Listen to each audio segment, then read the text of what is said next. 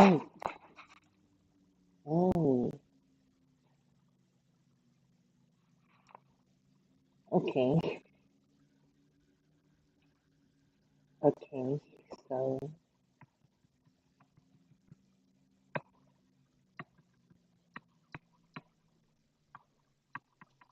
didn't realize this had a mic. Okay, we have our own microphone and everything.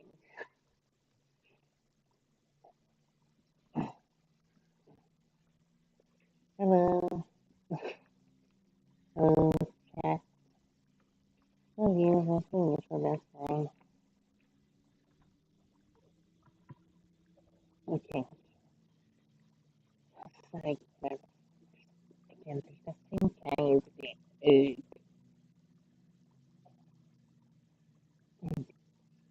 sorry, our brain's been messing with us. I think some medication that's in there. That's zero. So, but yeah,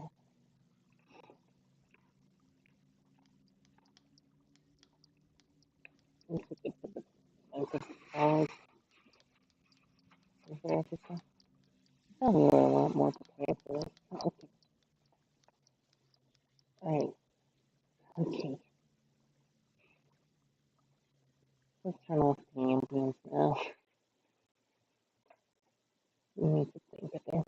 Ugh, ugh, ugh. We're going to all sign up until a few minutes ago.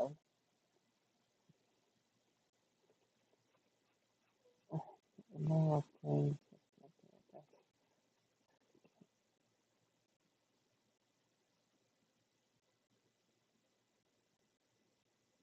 Hmm.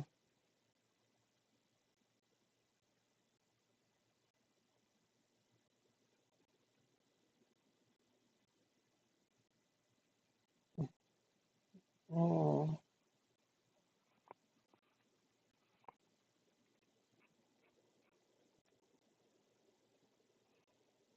ugh,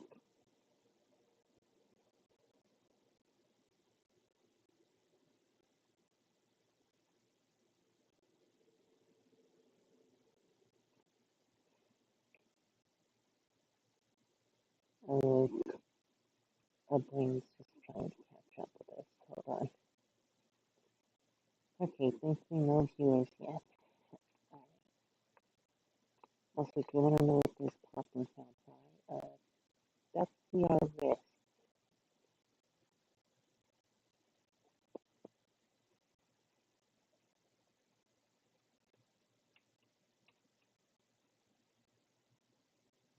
Actually, hold on. This probably sounds bad. Just want to record something real quick, just to check. Alright, open that up. Video.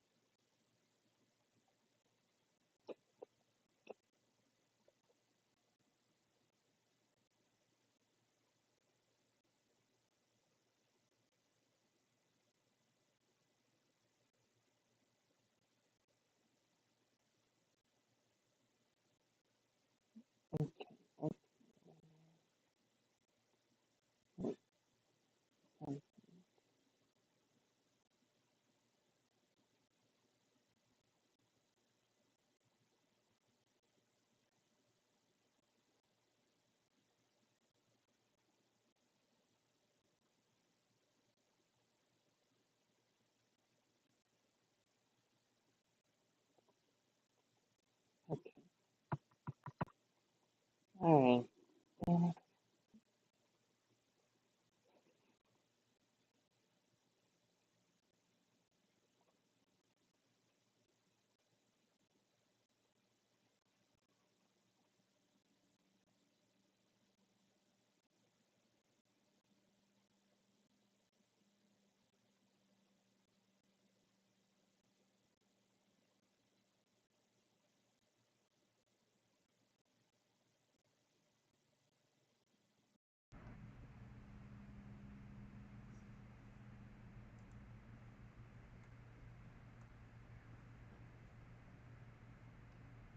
Okay.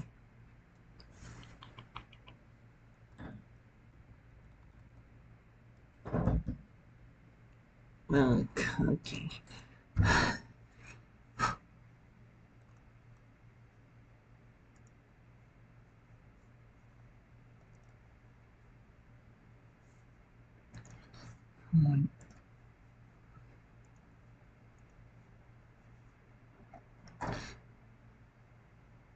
Okay.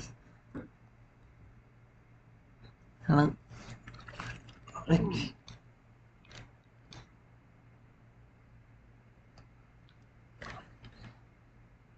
Okay.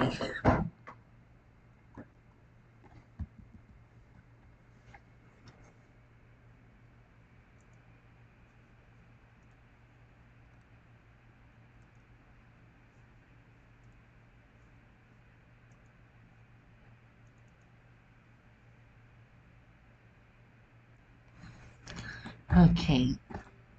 Okay. Okay. Something's off here. What?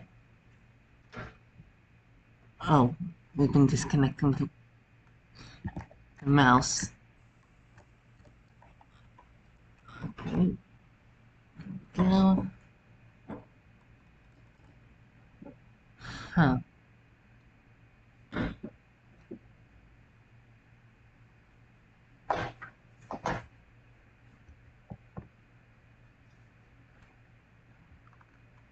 Great. Let's reconnect this.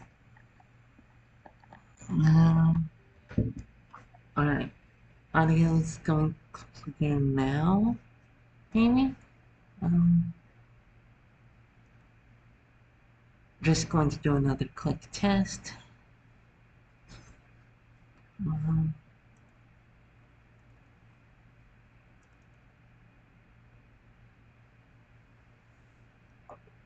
just going to do another quick test. Okay, you can at least hear us.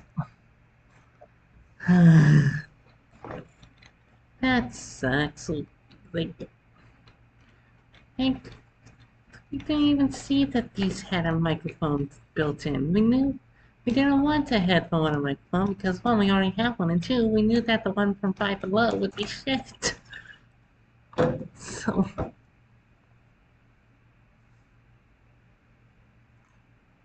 okay. Uh,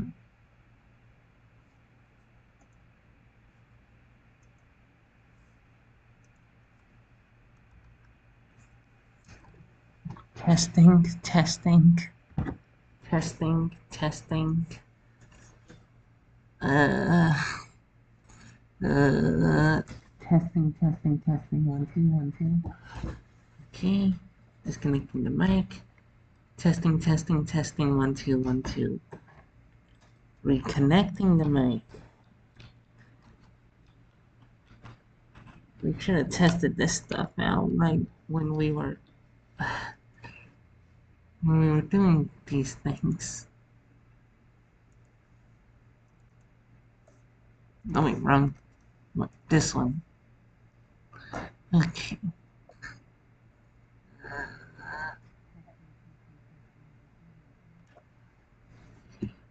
Disconnecting the mic.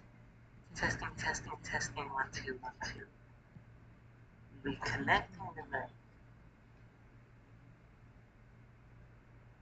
Should have tested this stuff out right when we were. Okay, mic's working now. Okay. 2 views. Okay, so people saw that. Great, great. People saw that. Welcome to the stream proper. Uh, we're just going to, yeah, we're just going to mute.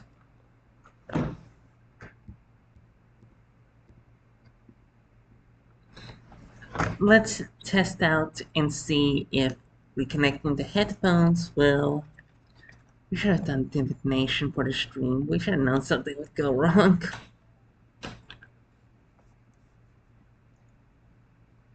Alright.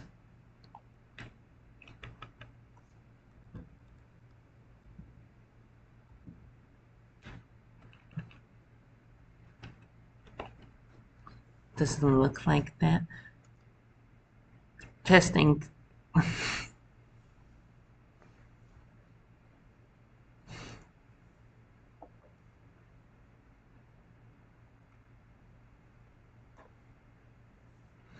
Okay. No, it's here. It's in the files folder.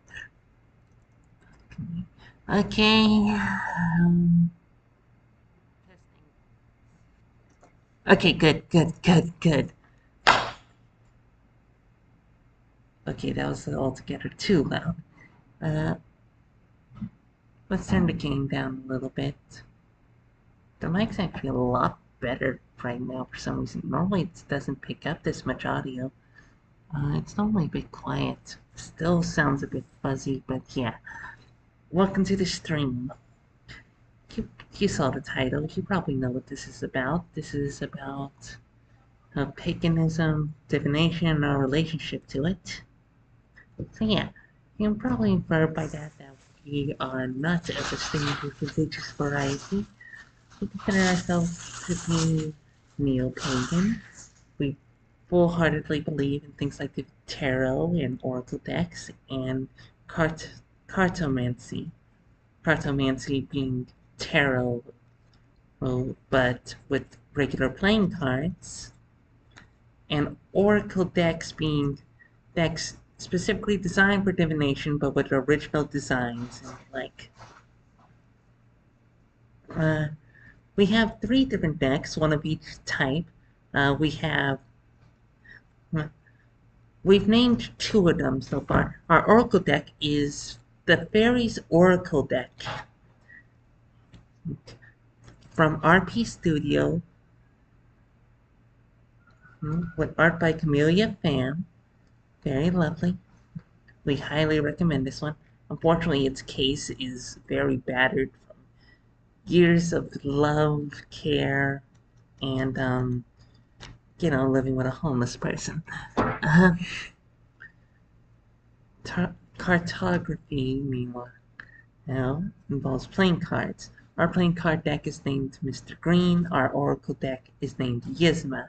Oracle deck is named Yzma after the rejected Emperor's New Groove song "Snuff Out the Light." We just feel that song fits us if you change some of the lyrics around a little bit, but keep the overall vibe. Mr. Green, meanwhile, is named after a German 95 character. He's a gambler. He's a gambler, chat. However, just recently, a few days ago, we got ourselves a tarot deck. The Kawaii Tarot deck, copyrighted from Kalan and distributed by Kalan. No mention of who did the art or anything like that. It looks cute. It costs us $5 at Five Below. Same place we got our new headphones. You just noticed that we look a little bit like Shiori. Anyways. So we're going to be testing out the tarot deck today. Other pagan things that we have. We have ourselves the 4 magical weapons, characterized differently. The 4 magical weapons align to the 4 suits of a playing card deck or the 4 suits of a tarot deck. In terms of playing cards, that would be hearts, clubs, spades, and diamonds. And in terms of the four suits of the tarot, that would be in the same order: cups,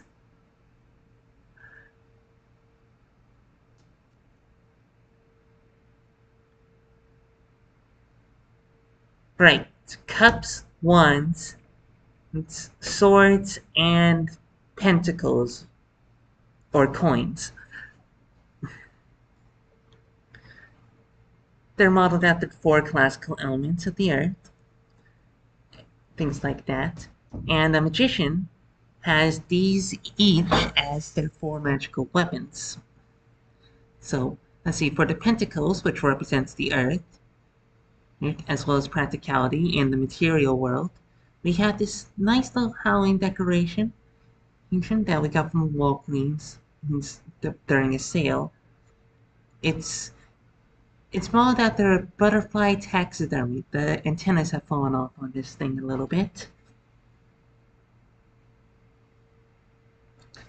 It has quite a bit of weight and heft to it. I felt that was good to represent the earthly realm.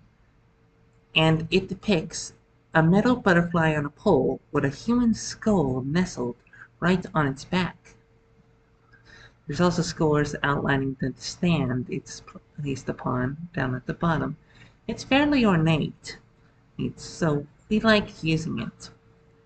For a sword, we don't have an actual sword, but instead we have a toy gun. It's styled after a blunderbuss. It also looks fairly ornate, but clearly fake and plastic. This represents your intellect, your wit, your what have you. We decided a gun was just as good as a sword in this case, since it's like a sword, it's a weapon, and it also requires precision and aim, which we feel represents um, swords and intellect very well, especially since this is a blunderbuss, so it likely takes a long time to reload, just like how intellect takes a lot of time and thoughts and care. So we feel that's a good representation. For our cups, we have another much older Halloween decoration. We got this from a Dollar Tree. We got the gun from a thrift store. Both of those were like years ago. Well, the gun would be the oldest. Yes. This. It's in the shape of a skull, but with its top cut off and hollowed out to make a cup. Upholding it is two skeletal hands to serve as a stand of sorts. It's been fallen down and glued back together. Cups is a suit that represents emotional states, so us having to re-glue this whole thing, take that as you will. We actually broke it the night that we had a really bad mental health episode, so that's fitting. How it looks itself in terms of texture, it has quite a rainbow glint to it. It looks glittery, but it's clearly not glitter because we don't hate ourselves when we touch it. It's stained a bit by some of the glue used to put it back together. Gorilla Glue, thankfully. Ugh, that's not a good sign. But yes, it represents our emotional state, good for rituals, and what we often use to hold our 3 divination decks. And finally, we have our wand. The wand represents fire and force of will. Sword represents air. Cups represents water. We're used to Magic the Gathering colors and element types, so relearning them in terms of classical magic has sort of confused and messed with us. So we just use the tarot suits. But yes, our wand represents our soul, represents our will, and it's of course the most vital tool in a magician's arsenal. And you can probably hear what it is. If you don't recognize the sound, we'll tell you soon after. It's a bit finicky. The battery's running low.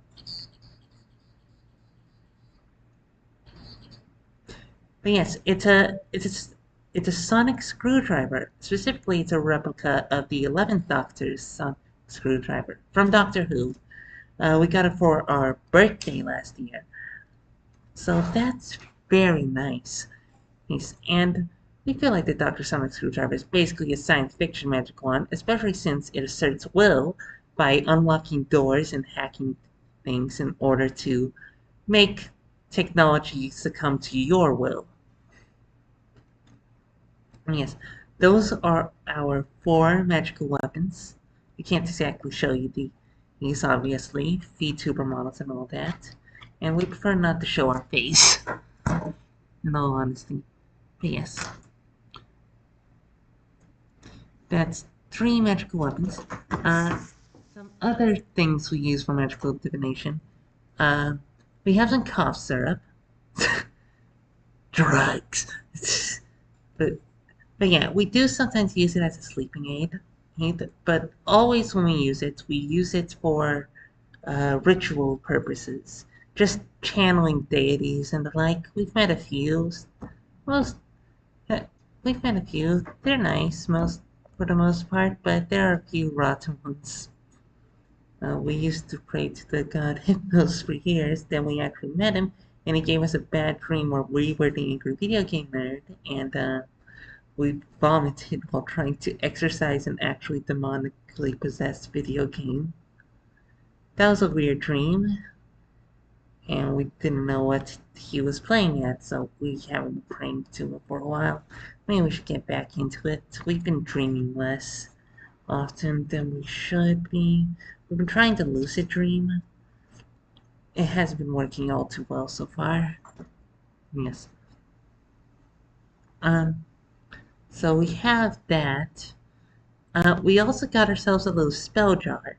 Now, a spell jar, you take whatever you can find. You take precious minerals, flowers, various vegetation, and put it into the jar in order to serve a purpose. Ugh, things in here are starting to decay a bit, actually. But it probably still smells nice. Ugh, nope, nope, never mind. It's starting to rot. Great.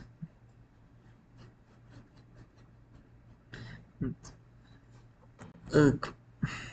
Yeah, we have various things, mostly various flowers, a lot of which represents resilience and the like. Ugh. We don't think it going rot symbolizes anything, thankfully. That's just how it was going to go regardless. But yeah. I guess we keep it closed. I think there won't be problems. Obviously, we couldn't afford a jar, so we have a little plastic bottle. We found it the day that a friend of ours recommended the spell jar. It just happened to be in a bathroom, and we emptied it of water and just filled it with the stuff. So we just took it as a sign, from well, the entities of what have you. Yeah. Like, that sucks. It smelled so nice when we first made it and looked so good. Now, of course, it decays over time. And we don't want to have to keep picking flowers because, that just adds to the problem. So we're just gonna hope that it's still effective as a spell jar. We should get, like, minerals and rocks and the like. Not that we can find any in our situation, but yes. Alright, alright. None of the chat, so we can't do any readings for chat. That's unfortunate. Oh, we should also mention, we've always had a Cash App, but a friend of ours recommended that we share it here so that people can fund us if they want to. So that's good. Yep. There we go. Alright. Alright. We should test out the new deck, actually. Yeah, we've only done one reading, and it was just a general hello reading. Well, this is the Kawaii deck. It's pretty cute, but it all looks like clip hip art, sadly. It just says copyright Kalan made in China on the bottom of each card. Weird. Okay.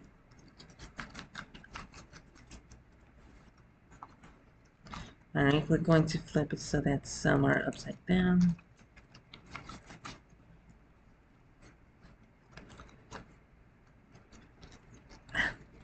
Upside down readings.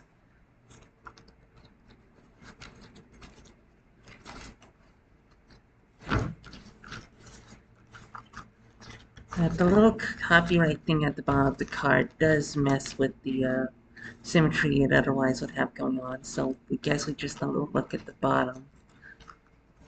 We'll probably not pay attention to the card backs. We're just going to spread it across the table and then reorient it a bit. Just do a very messy shuffle. Oh, just as an initial thing. Alright. Alright. Let's get you all organized and nice and neat.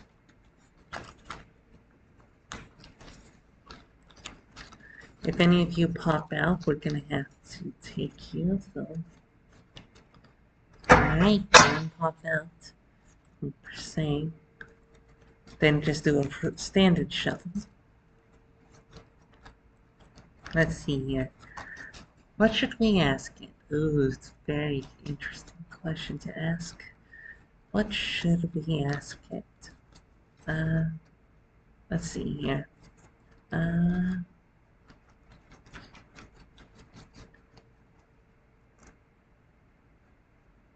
Alright.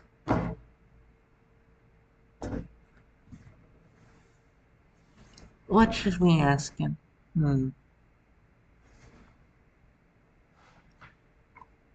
Okay.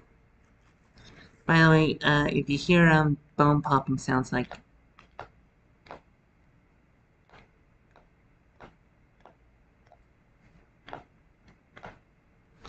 that would be things like our wrist, our neck, our fingers. We do worry that we inherited early onset arthritis or something, which would be very bad. We've had like body aches and pains since we were like 16.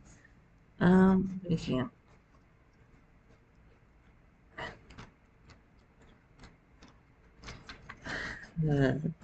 Okay. We're nervous because, okay, our first reading was just a general, hello, how are you today? And, what we got, what did we get? Thankfully, we have, oh, thankfully, we have a picture of the deck, of the 3-card spread that we made. It was the Star, the Tower, and the King of Pentacles. Very interesting indeed.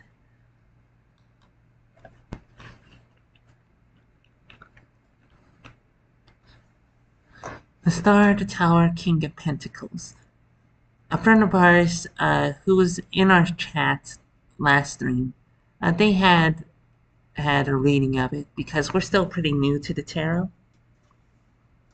Oh, interesting. The King of Pentacles is a slow and steady energy, not a risk taker. He has toiled long and hard. He's done the tedious and unglamorous work that goes into being successful. That coupled with Tower and Star. Tower is like wildfire, destructive to make room for the new. You can always rebuild, examine your foundations. Tower is a quick energy, interesting contrast to the King. The Star also feels steady but not slow per se. Hey, but constant.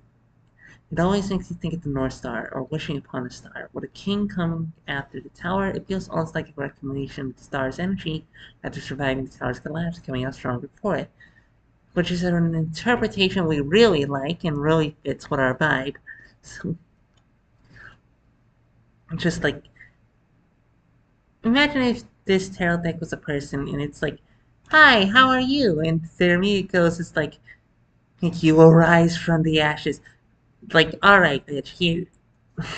Like, alright, bitch, here's our immediate vibe check for you. uh, yeah, we're stalling. Just going to do a few more shuffles. We're trying not to look at the deck. Every time we look at the deck, we see whether it's upside down or not. So, maybe we should just do things right side up. But let's just experiment with this. If like all three come up right side up, then we're going to, yeah. Uh, we're just going to reorganize the whole deck. Alright, so we're just gonna do a general thing instead of a question. Just general vibe. Okay, one of them's upside down. Bam. Nine of Swords upside down, Three of Swords, and Knight of Pentacles. Okay, so Nine of Swords is probably not great. We haven't heard great things about it. We're gonna look up a guide. A tarot card guide. Oh, I should have done this before then. From Labyrinthos Alchemy. From Labyrinthos.com. Alright, all of these are minor arcana, so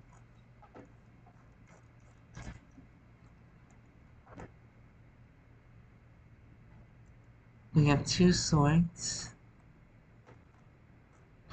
Alright, Nine of Swords reversed.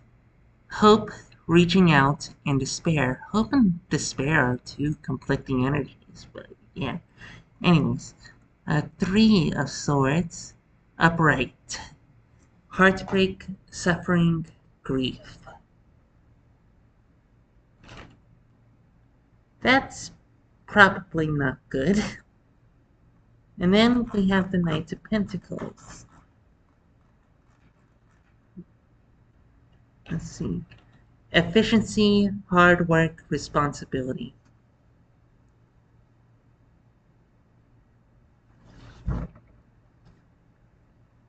What is it trying to say?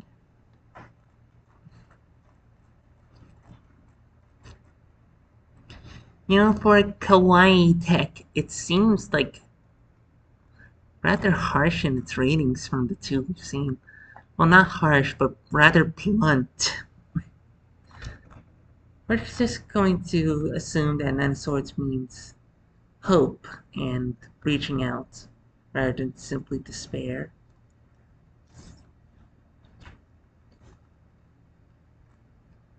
Three of Swords, heartbreak, suffering, and grief.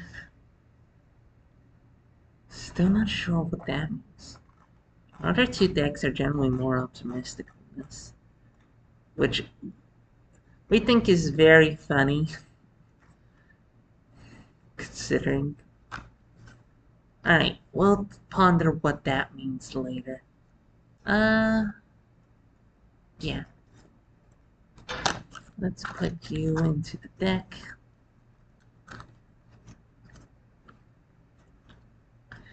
Efficiency, hard work, responsibility. Something about VTubing? Or don't think so. Something else?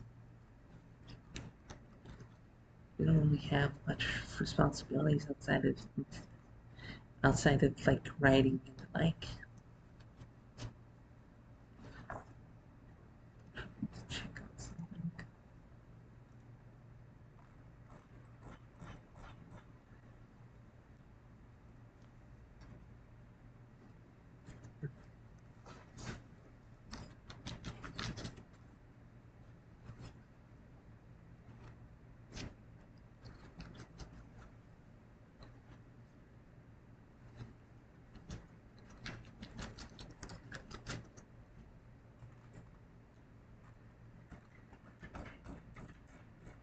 Okay, just had to check in on something.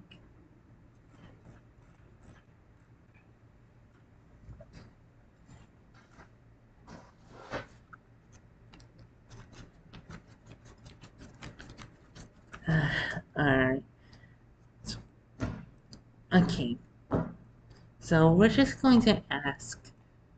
We're just going to name this deck live on stream.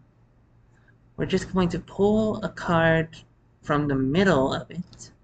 This one popped out, so that's probably going to be the one we're using. It's right side up. That's good. And let's see. What will we call you, our good friend? Um...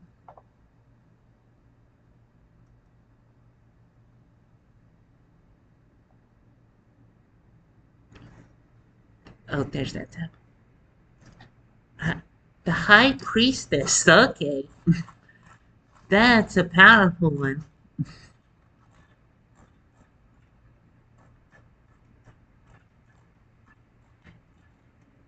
Okay, okay. The High Priestess. Intuitive unconscious inner voice is what it said.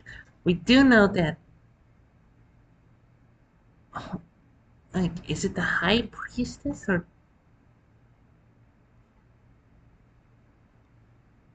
Hmm. We forget whether it's the High Priestess or the Empress that's the most powerful deck card in the deck. We're assuming it's the High Priestess. This probably just needs. Okay, something big, showy, probably considers themselves to be female. Uh, yeah, let's try again. And let's see if we can get a clarifications. If it gives us an overly negative one, that just means, no, we're sticking with our answer.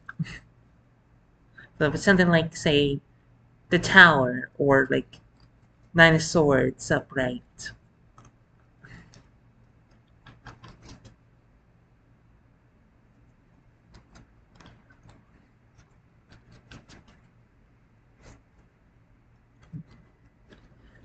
This represents intuition, consciousness, inner voice. That doesn't help us name you at all. Or does it? It probably does. Pulling another one off the top this time. The Queen of Wands. Ooh, okay. Definitely female.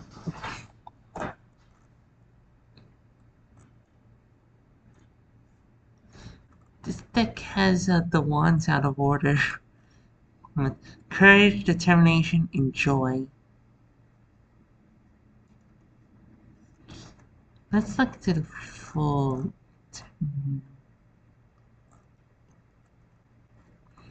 The image on this card is just a hitsy magic wand with a cheap looking crown tiara thing.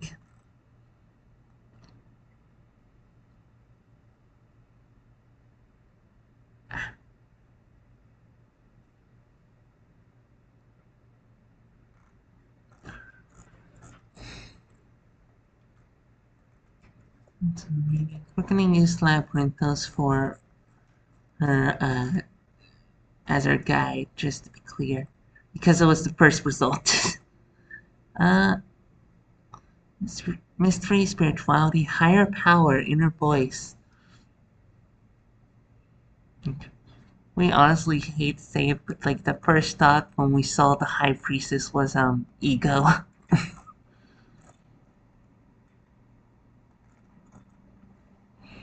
Related with inner knowledge, her appearance in a reading can signify that it is time for you to listen to your intuition rather than prioritizing your intellect and conscious mind. When the High Priestess shows up, it can depict an archetype known as the Divine Feminine. Oh, the mysterious female that understands and holds the answers to the deep unknown.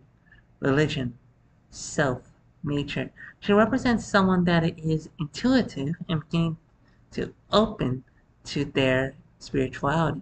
Meditation, prayer, and new spiritual work is indicated.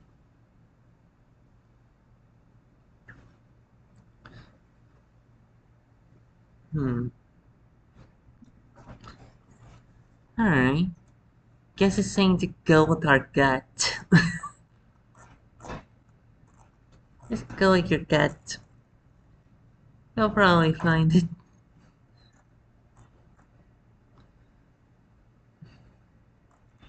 Queen of Wands represents confidence, self-assuredness, passion, determination, social, charismatic, vivacious, optimistic.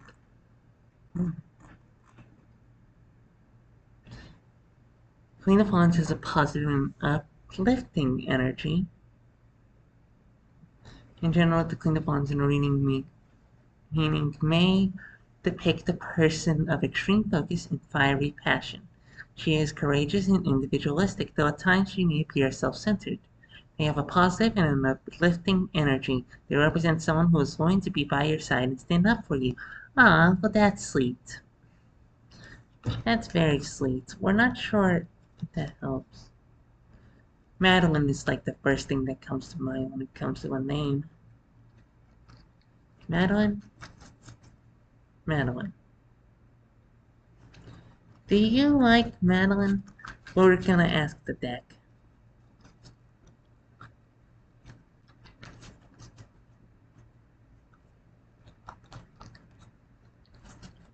Does our deck like to be named Madeline? Let's see. Oh, that's not good. Upside down is a sword. Our intuition is telling us to turn it right side up, so that's what we're doing. Especially since, Harold told us. So, okay. Ace of Swords. Breakthrough, clarity, sharp mind. New idea, concentration, vision, force, focus, truth.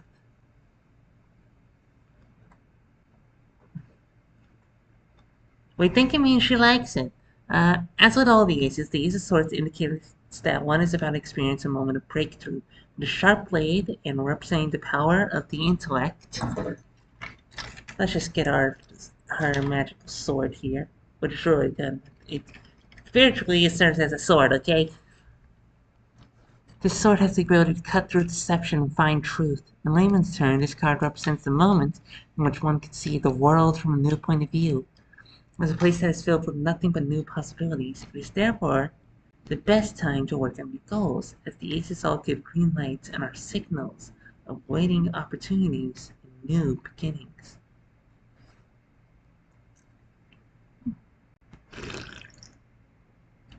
Alright, her name's Madeline.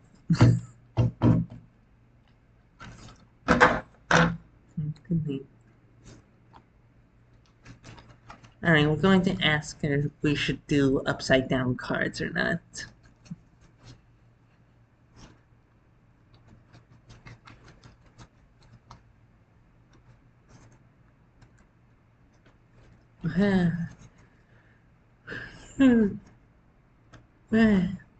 Yes, hello, Madeline.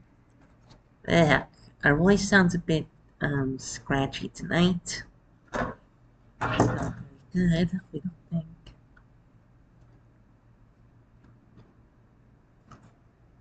Alright, this card was poked out. Let's see. Two of Swords. Ooh. Difficult choices, stuck in the middle, denial, hidden information. That's a lot of work to turn everything right side up. When we see... Look, why is our voice so scratchy tonight? Oh, it isn't. Ugh. When we see the Two of Swords in a reading, we are encountering a stalemate in sight. This wasn't what you had in mind when you chanced to walk down this path and you find yourself caught in the middle. Without something or someone to intervene, this may continue indefinitely. We find ourselves in a situation where we must make a choice, and we can side with one part of the situation, or we can side with the other. Neither seems particularly appealing, which makes the decision even more difficult.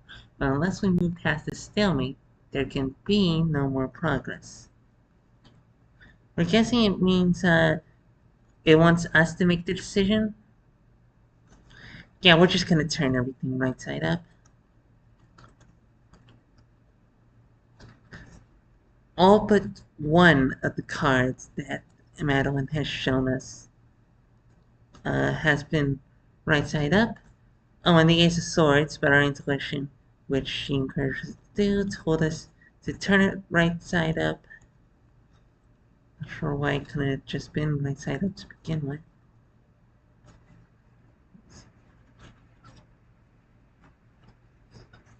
Oh my god. We're getting a bit hungry. But, in order to go out to get something to eat, we had to, carry all of our stuff, pack everything up, which we don't want to do even after the stream is over.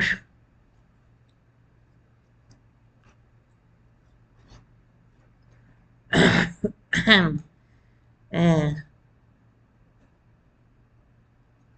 why is it grabbing? We're drinking water. We drink plenty. Earlier today we had some sushi and soda. We did that pretty soon after we woke up, actually.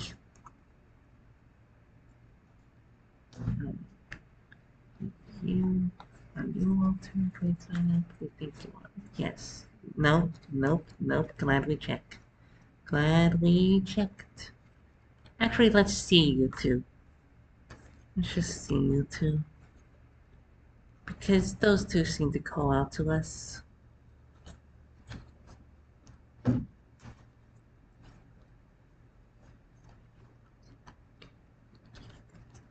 Sorry. Uh, uh. Have we been talking too much lately? Don't think so.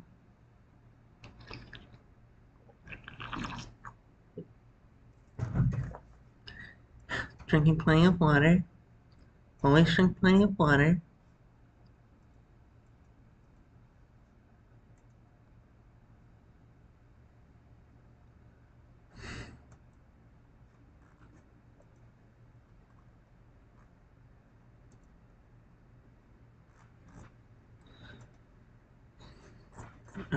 Alright. Just checking in on something.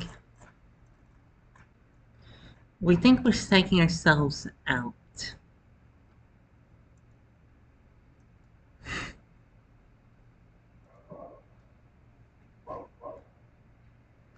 Let's see. The two cards would be the Queen of Pentacles and the Knight of Swords. Okay. We thought those were the two cards we drew earlier. Okay. Knight of Swords.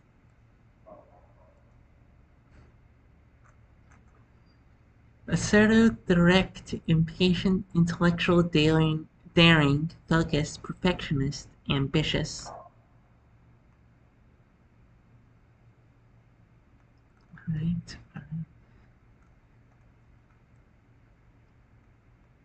When we are thoroughly obsessed by a certain idea and strongly wish to manifest it, we are oftentimes so blinded by the actual desire for its fulfillment. Oh, right, this is the Knight of Swords. Knight of Swords. When we are thoroughly obsessed by an idea and strongly wish to manifest it, we are oftentimes so blinded by the actual desire for its fulfillment that we fail to note the difficulties which we may come across or the actions and consequences that it could bring. The Knight of Swords is a very powerful figure that is full of life as well as energy. This needs to be balanced with a proper and actual realization of compassion and responsibility. Once the knight sets forth towards his goal, there's absolutely no stopping him. He doesn't see and he doesn't care about any upcoming challenges. Mixed with the Queen of Pentacles. Let's see.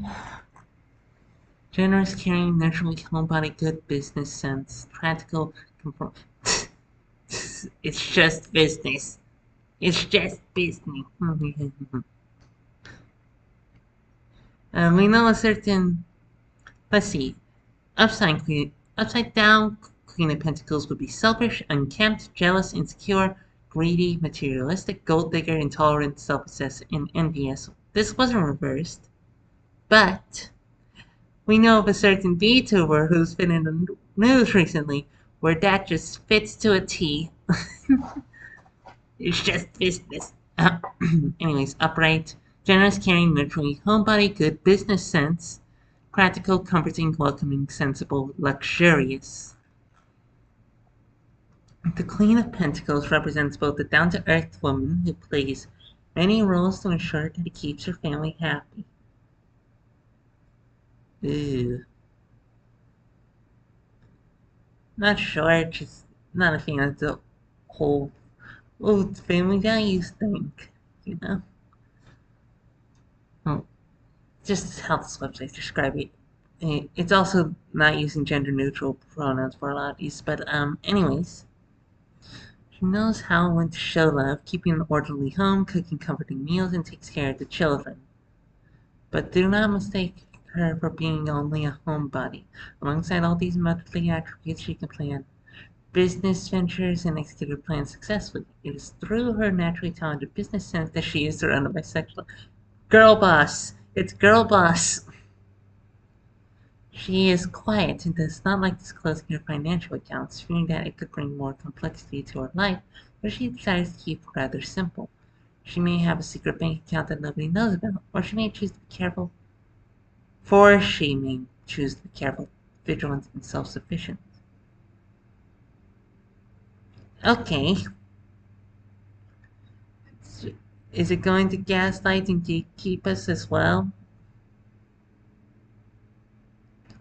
Wait a second. These were presented to us upside down. What's the upside down? Okay, upside down Queen of Pentacles. When the Queen of Pentacles becomes disconnected with the energy of her suit, she becomes someone who is completely self-absorbed. Gone is the upright generosity of his heart. She can be selfish and envious when other successes seem greater than hers. Alright, just keeping this in mind with a certain businesswoman's drama. Upright, her home is usually a sanctuary for her guests, but reversed may instead be slovenly. She loses the ability to take care of herself and her surroundings. Her focus on the material may manifest negatively, making her greedy and yet lacking in her sense of duty and capacity. Oh, damn! Madeline's going to send her out. How can she ground herself again? How can she re-enter the sacred relationship she naturally feels with the earth and all its living creatures? Maybe an apology that's more than 3 sentences, that's also sincere. And says I'm sorry before page 5, preferably. Maybe in page 1. Though the Knight of Swords. Okay, Knight of Swords probably represents redacted. Okay, VTuber drama. Our deck cares about the VTuber drama. Here we go, spilling the tea. So, upright, it's assertive, direct, impatient, intellectual, daring, focused, perfectionist, ambitious. And reversed, rude, tactless, forceful, bully, aggressive, vicious, ruthless, arrogant. Yep. Yep.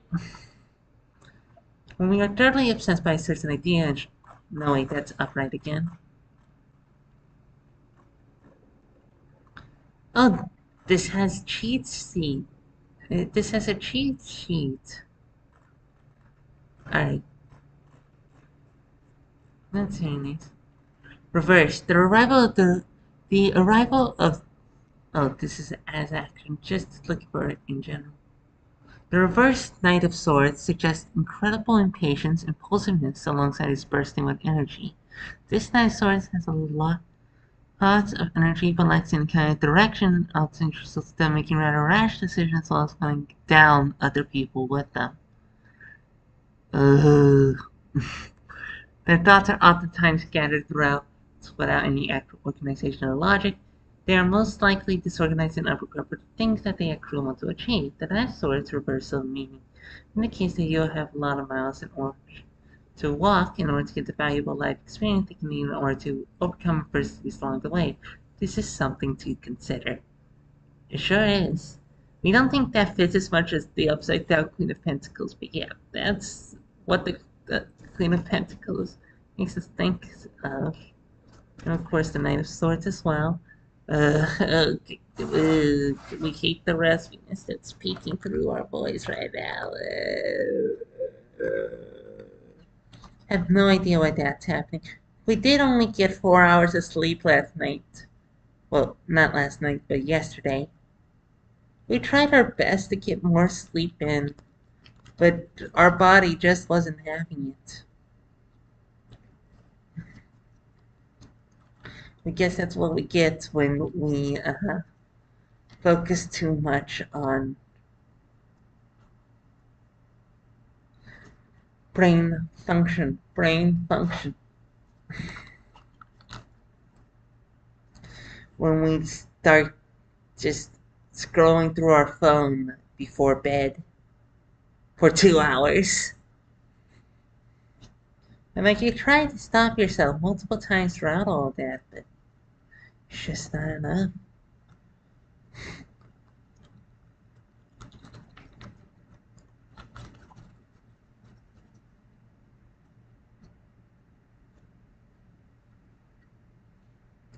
Reverse finances meaning on the Knight of Swords is fraud, scams, coercion, shady financial deals. It's just business. It's just business. It's just business. It's just business. It's just business. We do actually have like an idea for like a musical based off the whole drama, styled after a Greek tragedy, but obviously with song numbers. There would definitely be a song titled "It's Just Business." We're not sure if it would be a good idea to do that musical, but we do really want to do it. Let's see here. Oh, we're leaning back. Ow, ow, ow. Sorry, our knee just suddenly just stabbed us out of nowhere.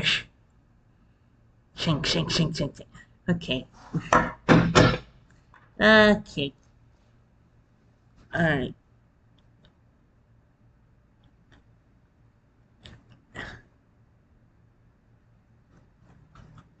Alright, we're going to ask the deck a question directly.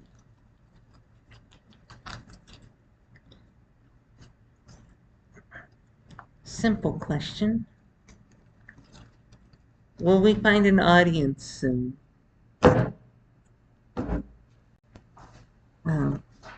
Let's see.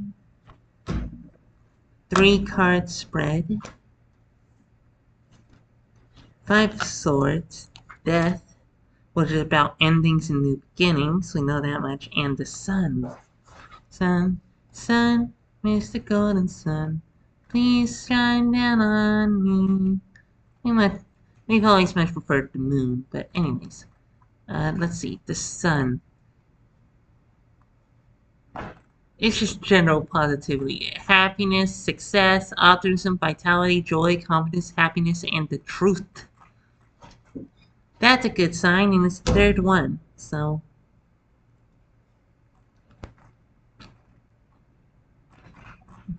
And we know death is about renewal, about the ending of the old and the beginning of the new. How death isn't an end, but a new beginning. And the cycle, beginnings, change, metamorphosis. So that's a good sign. But what's the 5 of Swords? From doing cartography, we usually find that the 5s in the deck are generally not going great. Let's see. Unbridled ambition. Win at all costs. Sneaking. Never mind. This is actually pretty good. We like 5 of Swords.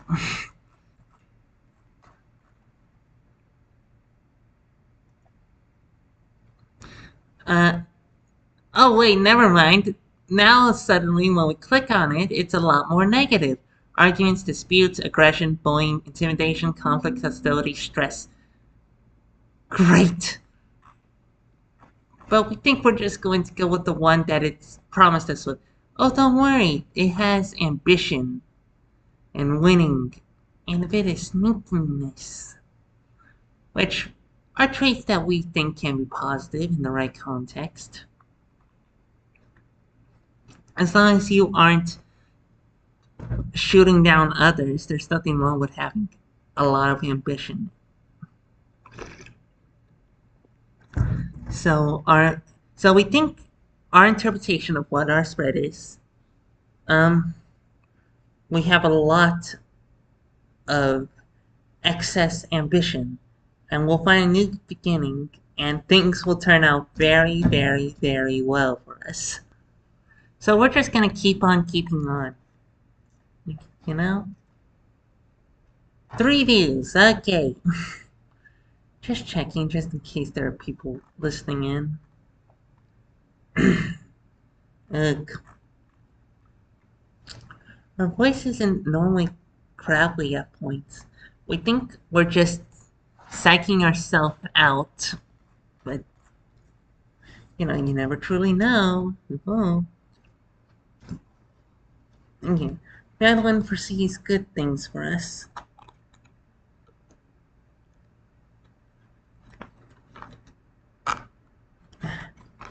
Alright, we think we're gonna take a break from Madeline for now. She may be gonna get down the block.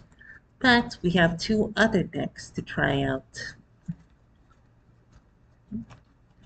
Let's turn to Yzma. Yzma was our first deck. We bought with our own money, we think. Make your friend buy it for us. We're not sure.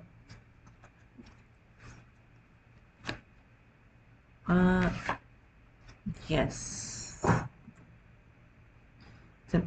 It's a 40 card Oracle deck. Very interesting. We lost the guidebook for this a long time ago, so we had to go based off of what images we could find online and then our own good memory. Since we don't want to go on the wild goose chase that requires, we're just gonna have to go off memory.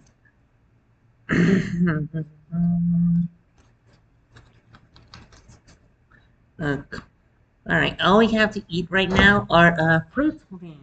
If you don't know what fruit rings are, it's a very off-brand cereal.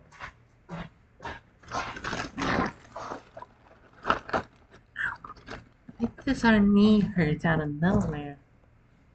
I used to be an adventurer, like, why is our mic peaking so much? It normally doesn't peak like this.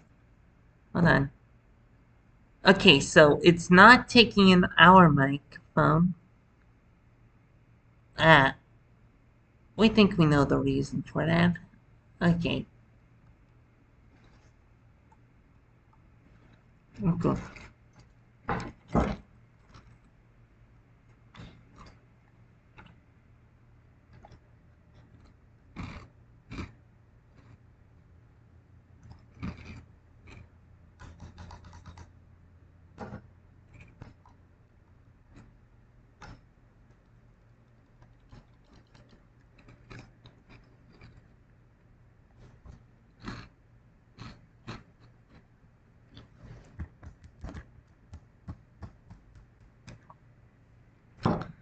Okay. So we switched out one little extension cord for another. So we're just going to get back the one uh, that the microphone came with.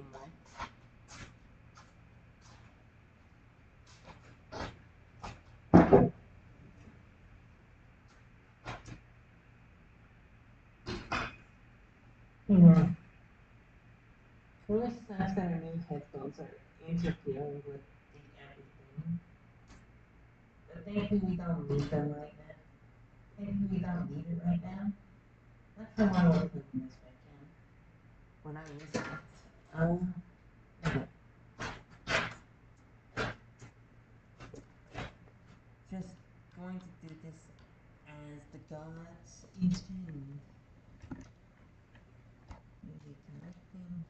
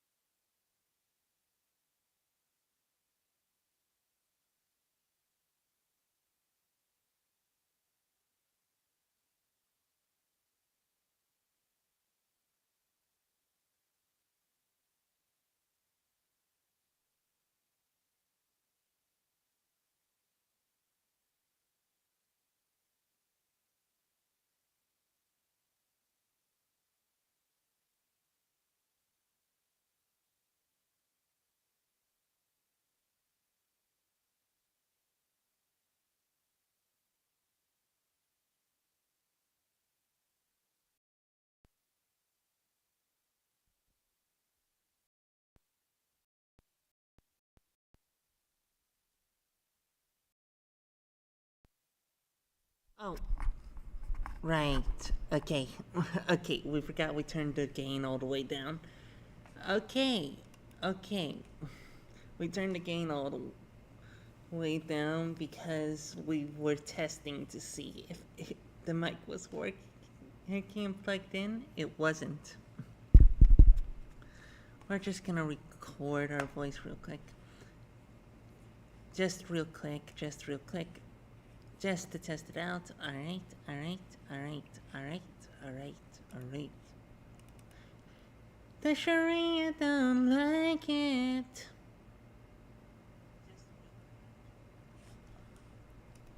Yeah. The problem with this microphone is that the audio's better, but it's a lot more quiet, you know?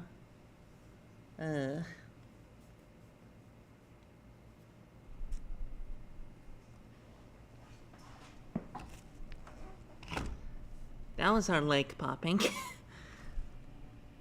In case you were curious. Okay, okay.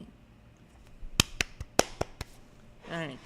Just checking to see if the mic can still peak. It can. Okay, okay, okay. Okay, okay, okay, okay, okay, okay. The Sharia don't like it. Bum bum bum bum, bada bum bum, bum bum bum bum, bada bum bum, bada bum bum, bada bum bum. Okay. Sorry, our brain is stuttering right now. Because we were doing something, but we forgot what it was. Well, let's go back to what we were originally doing, which was testing out Yisma, our oracle deck. The thing that helped us decide her name was that there's a card in this deck that's about music and song and the like, about just dancing your heart out and singing. And we pulled that, and we had no idea what it meant. We didn't think it was helpful in the slightest. We asked for some clarifications, and let's just say that it gave us cards that let us know, nope, nope, nope, nope, nope. It's just, nope. Our answer's our answer. You'll figure it out. And we're like, okay.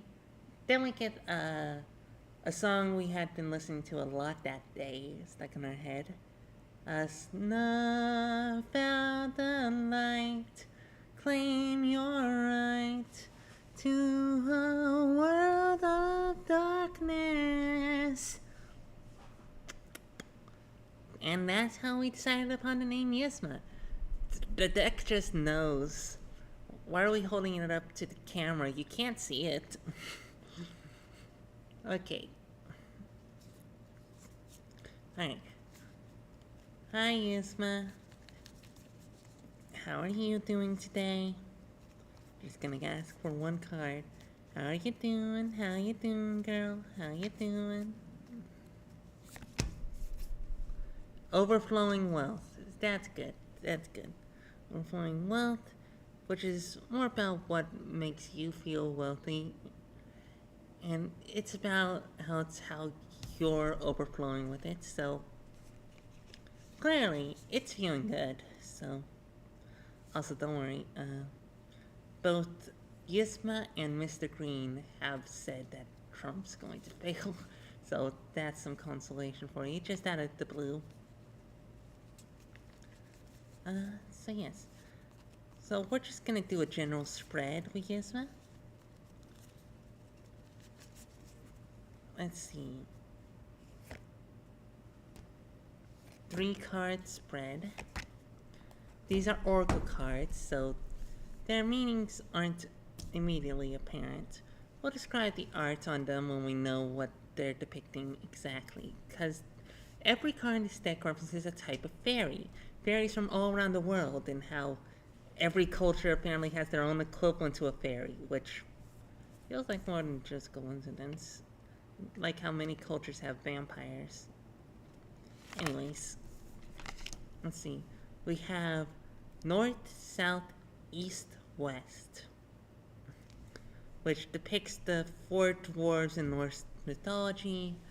responsible for the directions of the wind, and it usually represents either new beginnings or what a friend of ours suggested, that it could represent sort of chaos going in all directions at once. Then we have a queen. The queen is represented by the queen of the fairies as depicted in A Midsummer's Night Dream.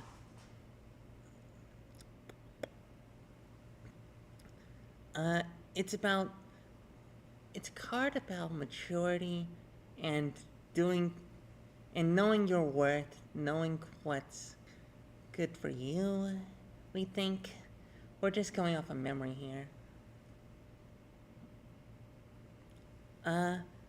Then the last card scares us a little bit. It's one of the few outright negative cards in the deck. Bad Company. And it represents an unseelie, which are known to be... They're known to be... like, one of the few fairies... Like, the Seelie and Unseelie are unique amongst various different kinds of fairy. Because fairies across cultures are usually portrayed as morally neutral or morally alien. Sorry, our model is jittering a little bit. As sorry, as morally neutral or morally, alien, not really comparable to a human morality system. But the Seelie and Unseelie are special in that the Seelie are universally good and the Unseelie are universally bad. Feels like a simplification, but that's how Scottish folklore goes. And Bad Company, as you would probably guess, represents bad company, of being careful of those you're associating with and the like.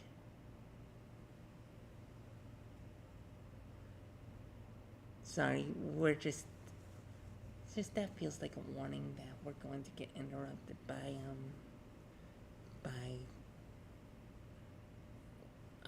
another homeless person we know, just coming by and just putting her nose into things. If that happens, we'll mute our mic and probably just type in chats for a bit. I guess. Those are the vibes of today. Apparently. It's just a general spread, nothing specific.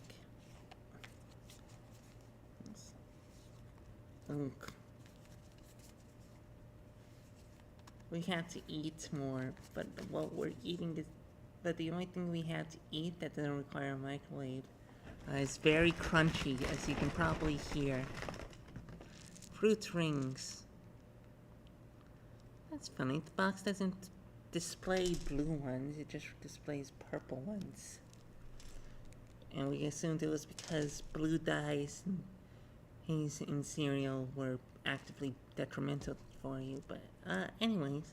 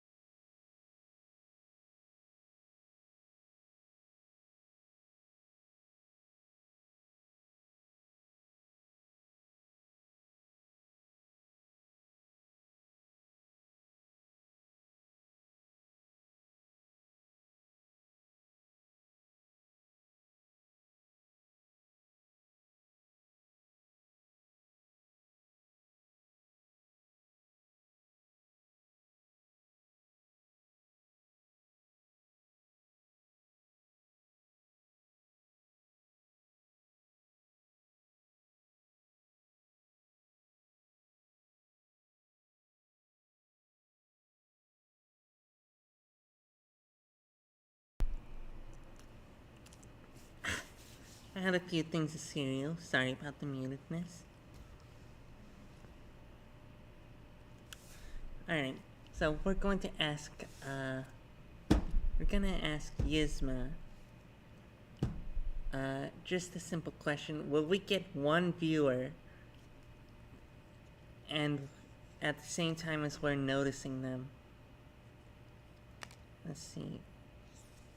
Flo, going with Flo. There's the queen again. We forget what Flo wrote. What it's very Flo picks, but it is going with Flo. Second one is the queen. Again, knowing your worth and everything. And then overflowing wealth again, huh? Are we shuffling these right? I guess it is just a 40 card deck, as opposed to the tarot deck, which has 78 cards in it. Makes sense that we'd see the same ones again. Yeah. We're not sure if that's a yes or no. Oh, but we're assuming it's just don't worry about that. Go with the flow. Just do what comes to your heart. Right? Know that you're worth more than just viewers, we guess. Know that you're worth more than just success. Guess it's as long as we're enjoying ourselves, right? Sorry. Guess it's as long as we're enjoying ourselves, right?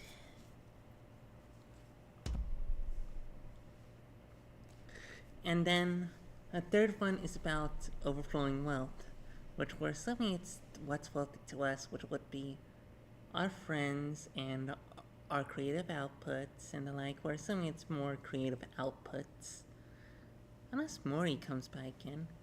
We were very happy when we saw them. But yes.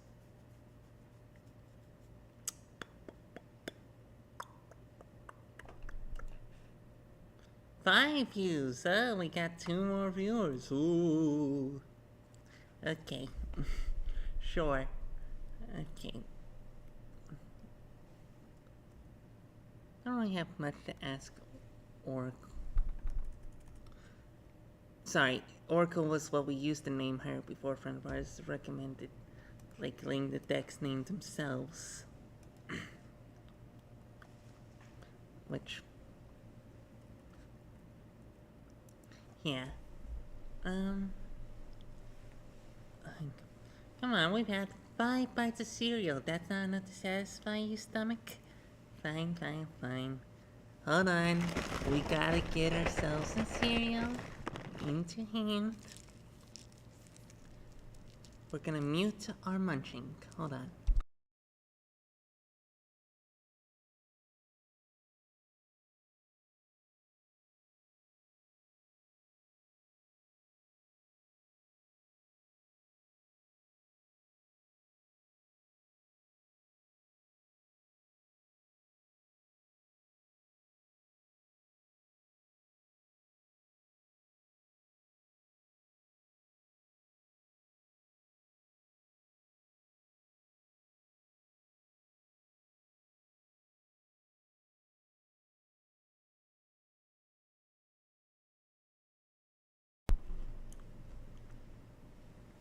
Like, model moves around funky. Imagine the times when we actually got viewers or when they had us muted while munching. Hey, that's better than doing nothing. Screw you, we need to eat. Just kidding, just kidding, just kidding. But yeah, don't have much to ask Yzma. Was this spell jar a good idea? Showing up.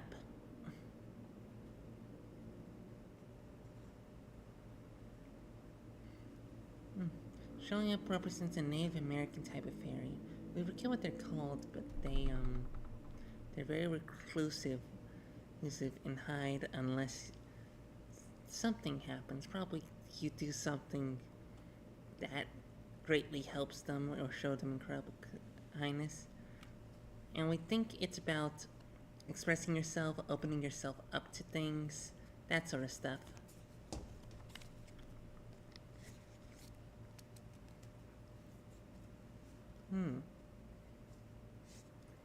So we think that's a yes. We think that's a yes. That was worthwhile.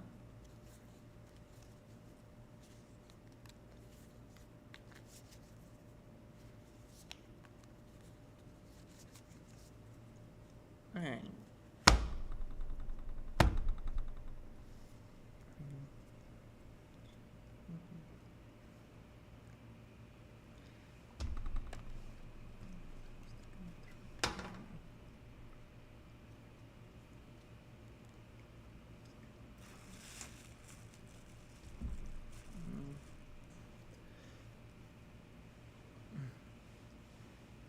Sorry, just got distracted by something.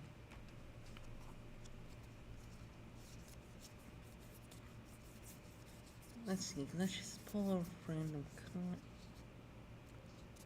These three got stuck together. Let's do you three.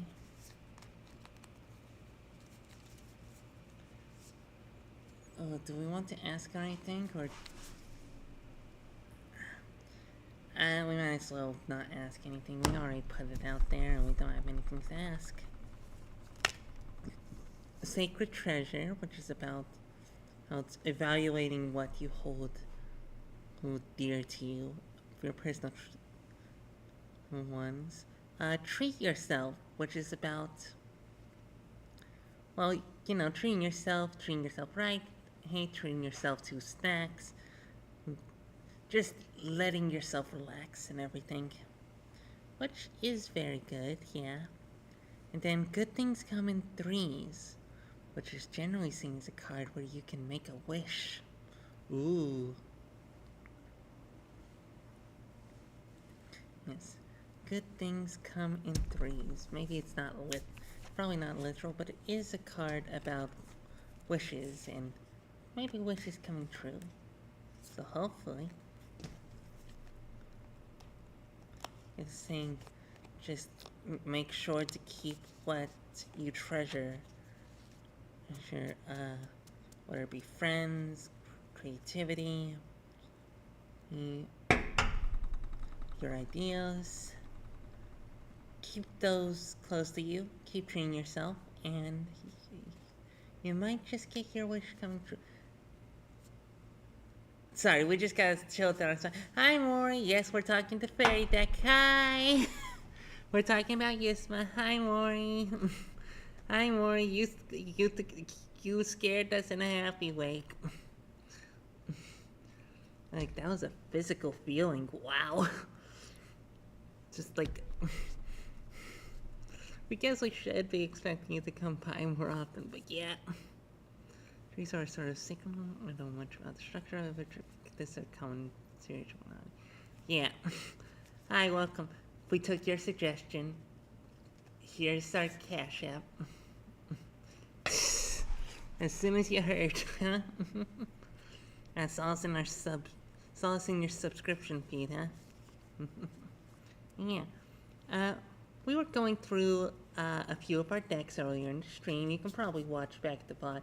Unfortunately, early on in the VOD, we had a lot of technical difficulties because as it turns out, like the new pair of wireless headphones we got have a built-in microphone. It's from Five Below, so that microphone is the worst thing you've ever heard in your life. Actually, let's see if we have the audio for that real quick, because we recorded it just so we can make sure we hear it.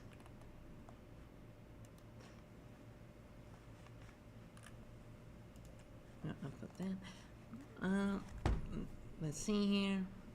I've been able to support you directly. Thank you. Thank you. Yeah. Here's the audio from that.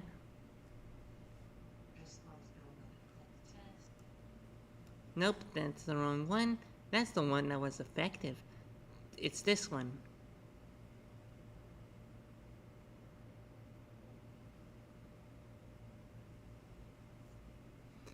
We couldn't quite hear that. Let's turn it up.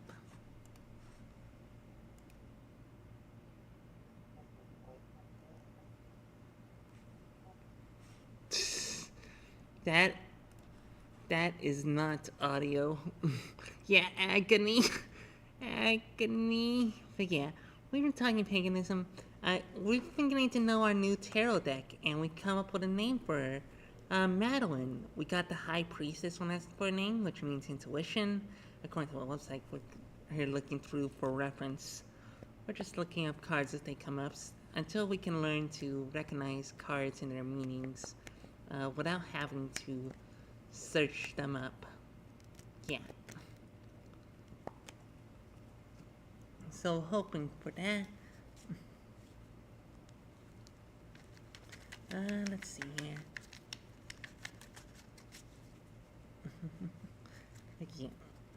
Sorry, we just got a lot happier when we saw you were in the chat.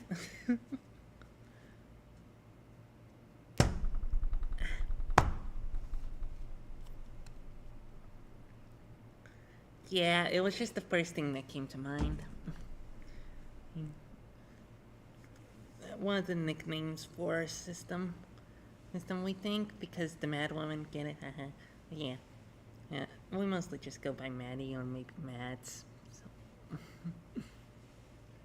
What are we explaining to you? Well, we're explaining for the future, when we become big and famous and people want to see how we utterly floundered in the early days. So, this is the backstory arc, folks. Always happy to hang out with a friend. Yeah. But yes. Ooh, actually, would you like reading from Madeline? She hasn't done a reading for another person as of yet.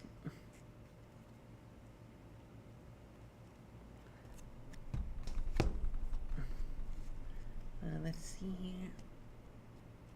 I'm gonna take a little bit to the origin story. Yeah, there's a delay going on. We just got the origin story. Probably a minute or two delay. Yeah. Ugh. Drink some water. Yes, please. Alright, 3 card spread. Do you have anything in mind, or do you just want a general reading? 3, 2, 1. Response to... Okay. Sorry, Jan. Cutely. Oh, bad news about our, little spell jar, by the way. The plants in there have rotted, and now it went from smelling lovely to smelling horrible.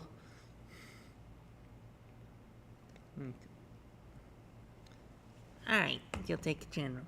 Good to know, good to know, good to know. Just going to do a general 3-card spread.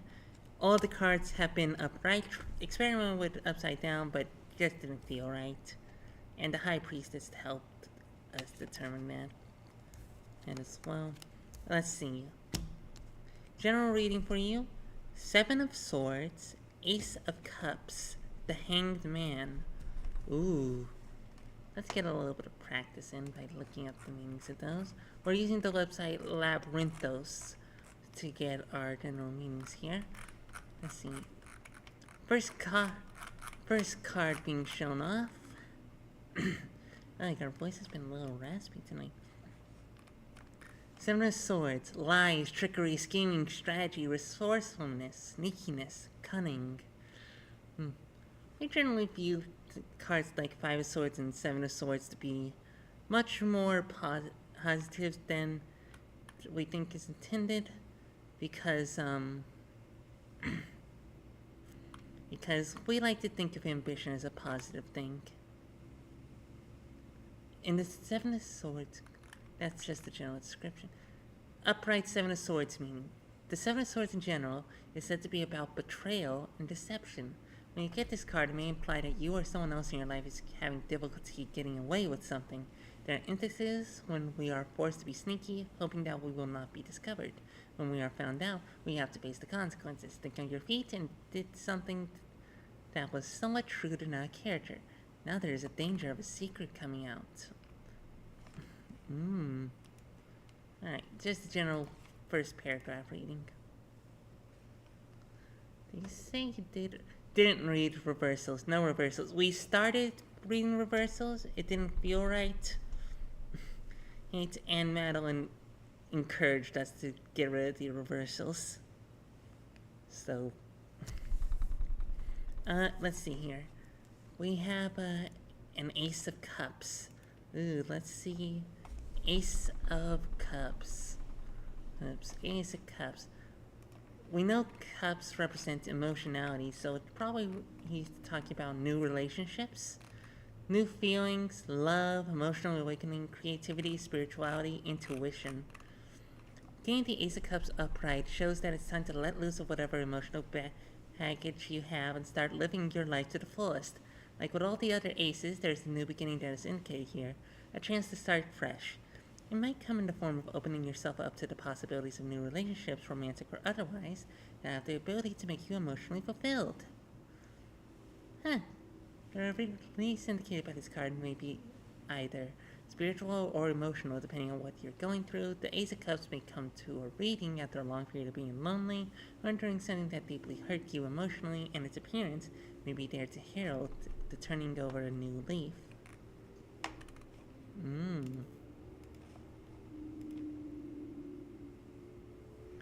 Yeah, it's already so honest, he said. It's better to dry the ingredients in a container before long-term review. Yeah. Oh well. Well, just catching up with it. He's so ominous. Seven of Swords, Ace of Cups, Hanged Man. Always trust your intuition. Thank you. Yes. Very important, especially when it comes to things like divination. Let's see. Now let's see the Hanged Man. We're still getting to know the ropes. Haha, Hanged Man, ropes. Haha, haha, haha. Upright keywords: sacrifice, waiting, uncertainty, lack of directions, perspective, contemplation. The Hanged Man understands that his position is a sacrifice that he needed to make in order to progress forward, whether it's repentance for past wrongdoings or a calculated step backward to recalculate his path forward. This time he spends here will not be wasted. He does this as part of the progression forward. His upside down state can also symbolize the viewing of those that walk a spiritual path, for they see the world differently. Where there are others that do not understand the need to sacrifice, you see it differently. This is a natural course of action for you as you walk the path alone. And in quotes here, the Hangman card reflects a particular need to suspend certain action. As a result, this might indicate a certain period of indecision. Oh, your friend at the witch shop were making spell jars, and she said sometimes when a rods falls apart, that means it's served its purpose already. Hey, that's very nice. That's good to know. I was worried about using instant coffee since I heard it could mold eventually, and she told me that. I found it really reassuring. That's nice. Yeah. But yeah, this reading, as far as we can tell, something about ambition. Something about having to sneak around and maybe navigating a new relationship and you're unsure about it. And the Seven of Swords is about trying to navigate and sneak your way around things. Ace of Cups is about new relationships and new emotional / spiritual experiences. And the Hangman is about indecisions, sacrificing, taking a step backwards to reassess your path forward. Having any trouble with that, by the way? Just sorry for the call out if the hat is one. Ow. Our knee starts out of nowhere.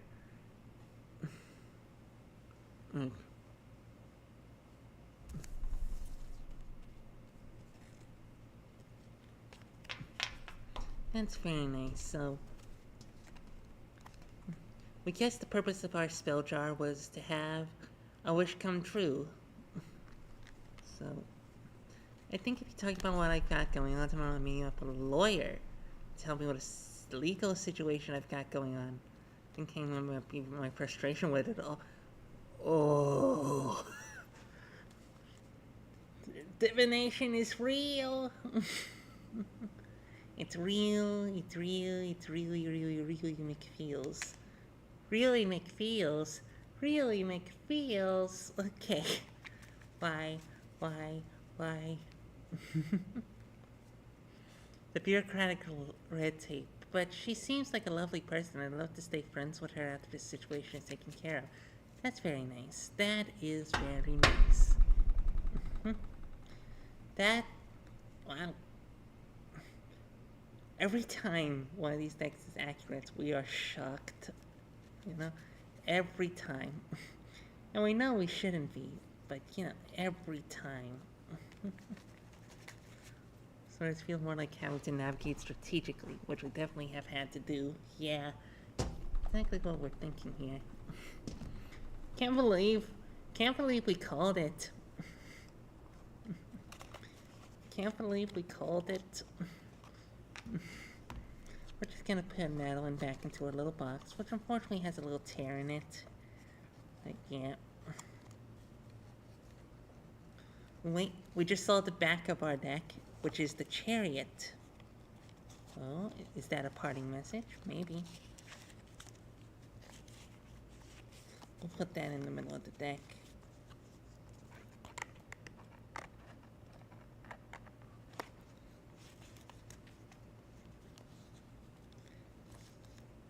Oh, hey, 3 cards are actually popping out. Thanks, Luna. No problem. Let's see here. Okay, 3 cards immediately popped out. Like, they just stuck their head out like a gopher or something. Boop. So let's see. 3 cards here. The World, 4 of Swords, 2 of Wands. Guess that's a parting message. Let's see here. That's a full reading that got popped up there. First of all, we have the final major arcana, the World. Completion, achievement, fulfillment, sense of belonging, wholeness, harmony. To encounter the world in your cards is to encounter great unity and wholeness. It symbolizes the moment when the inner and outer worlds, self and other, become a single entity. In some traditions, this state is described as enlightenment, or nirvana. There is a recognition that the individual self is profoundly linked with all other things, and that we all dance and sway along the flow of life to one rhythm. Not only do you hear this rhythm, but you participate in it, following the dips and the rises, the joys and the sorrows. Wow, okay. Good writing. Good writing. Okay, Wands is first, but second in the spread is 4 of Swords. 4 of Swords, rest, relaxation, peace, sanctuary, recuperation, self-protection, rejuvenation. After the times of chaos, anger, and pain depicted in the 3 of Swords, the 4 of Swords can signal that it is time to retreat. The 4 of Swords is a moment of rest. Whether it is from a choice to withdraw or whether it is from pure exhaustion, it is not clear.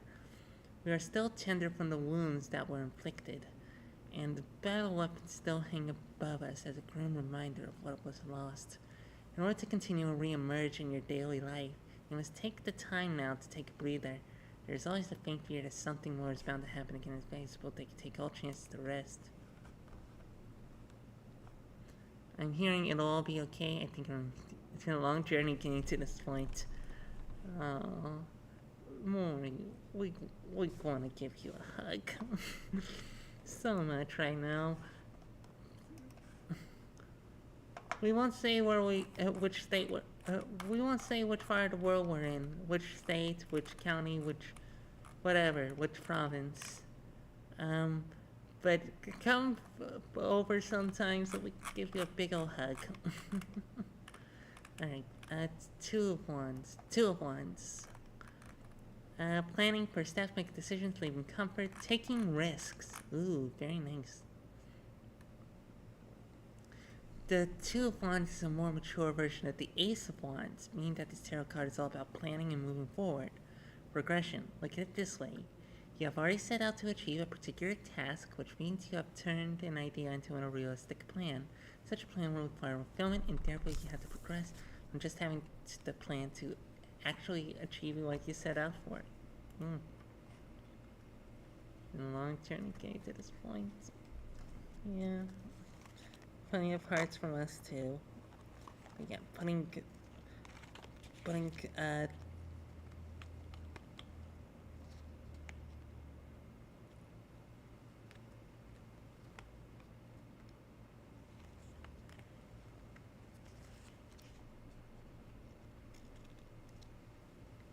alright.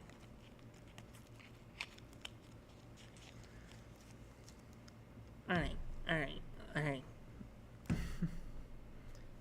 Alright, so now, numerically speaking, the wands are very sequential. Aces are your initial spark and new ideas, 2 is planning, 3 is implementation. Ah, very nice. That's important to know. It's especially good when it comes to what we're about to do, because during the stream we've shown off Yisma and Madeline, but we have not mentioned Mr. Green. Well, we have mentioned Mr. Green, but we haven't gotten to him yet. Mr. Green is a deck of playing cards, named after a German 985 character known for gambling. We picked his name because the card to be picked out of the deck when we asked was the 4 of Diamonds. The 4 of Diamonds represents miserliness and possessiveness. That's what I'm told. Being a little weird, I wasn't there. I wasn't there for Gizmos or anything either. Just, when I mentioned that. But yes, Mr. Green is a gambler. Mori already knows about this. But for any new Who watchers or listeners or whatever, yeah, you'll be there. Our voice has been getting gravelly at points tonight. You're going to be quite surprised to hear the kind of spread we have planned here. It's not a normal 3-card spread. No. How we like to introduce this spread is, fuck you, we're playing blackjack. So, okay. Putting out 4 cards, revealing your hand and the dealer, and one of the dealer's cards. The dealer's card, Maury, you're the one who's going to be hitting. We're your blackjack dealer. You don't get a choice this time. You're being held at sword point. We explained earlier that we're using a toy gun as our magical sword. So we're pointing our gun at you, who you're playing blackjack now, Maury. So, the dealer's revealed card is the 7 of Spades. Interesting. Meanwhile, in your hand, you have the 10 of Diamonds and the King of Spades. Would you like to hit, or would you like to stay? We doubt you're going to be trying to hit.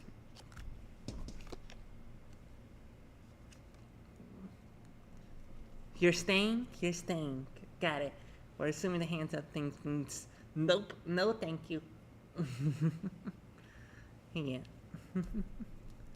Alright. So the hidden card from the dealer was 7 of Spades repeats the 7 of Swords. That's right. And we viewed the card.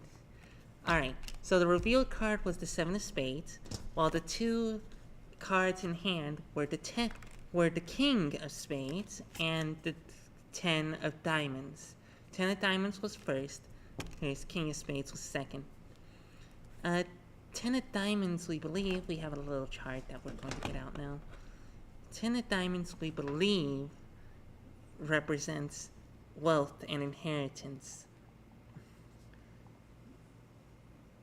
Basically money. Let's see. Files. We do not want this on the... No, not on the top. Remove. Sorry, we downloaded a new mobile game. That's going to ruin our life and everything. Let's see. Files. Oh, we were listening to Lovewood. We have it downloaded on our phone. Pretty cool. What was that voice? Okay. Yep. 10 of Diamonds is hard work and inheritance. King of Spades, meanwhile, is communications, ethics, and introspection. That seems relevant to your situation still. I think I should have hit the chat lag means we were behind, sorry. You did know the goal is to get 21. Like, if you hit, that will be, you will need an ace, exactly.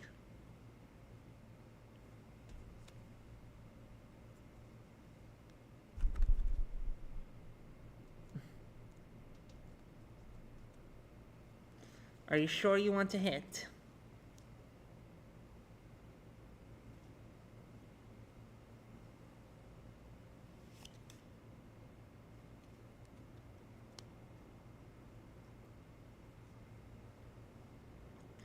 No, you had the 10. The dealer has a 7. The dealer has a 7. Revealed. Yeah, that's it. So, don't hit. Or, well, you might still want to hit if you are feeling very lucky. We wouldn't recommend it. But, you could. We're staying. Okay, good. Because we saw the next card, it was a 3 of hearts. No. But yes, the hidden card that the dealer had was an Ace of Hearts. So that's how the dealer has to stay, thankfully, because that's a very good combination. And especially since if they would have hit, they would have gotten that 3. But thankfully they have to stay. That's how blackjack works. The dealer has to stay once they get a score that's above 17, even if it's from an ace. Once they have to stick. Ace of Cups again! It's following you! And it's a creepy dog that always follows you. It's got a moving eye, always watching.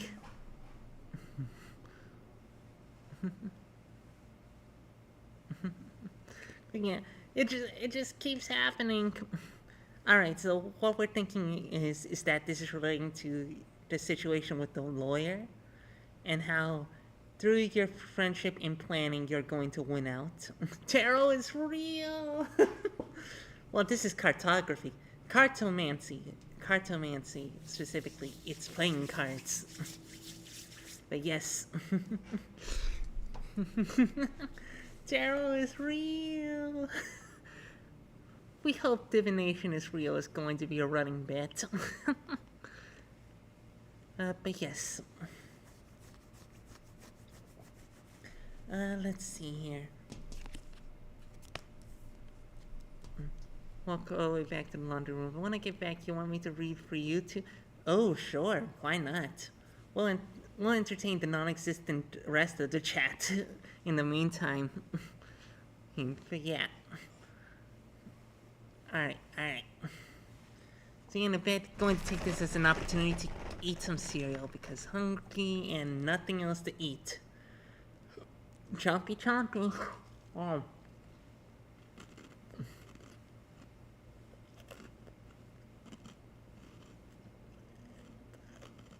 Mm-hmm.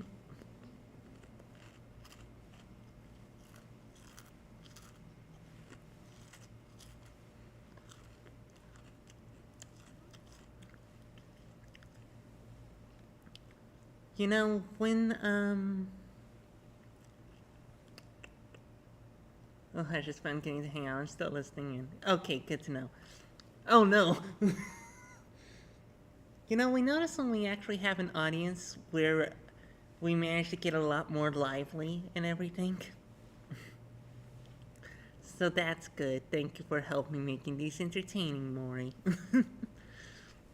Actively helping the stream. But yes. Uh, but yeah. Let's see here. Okay. Ace of Hearts, new relationships and friendship. Seven of spades. When it's in Mr. Green's deck, we usually take it to mean ambition and drive and going to any means to get your goal, which you clearly have. You're going to great wealth and inherit ASMR. ASMR. Sorry, that's a whole hype reference. Yeah. Always helps to have another entity to bounce off of. Hard when it's just you by yourself. Yes, agreed. Agreed. Well, technically, it's us by ourselves. There are two alters in our head. One is me, Pinky Punk, and the other is Snowy, who's a dog. Yeah. Let's.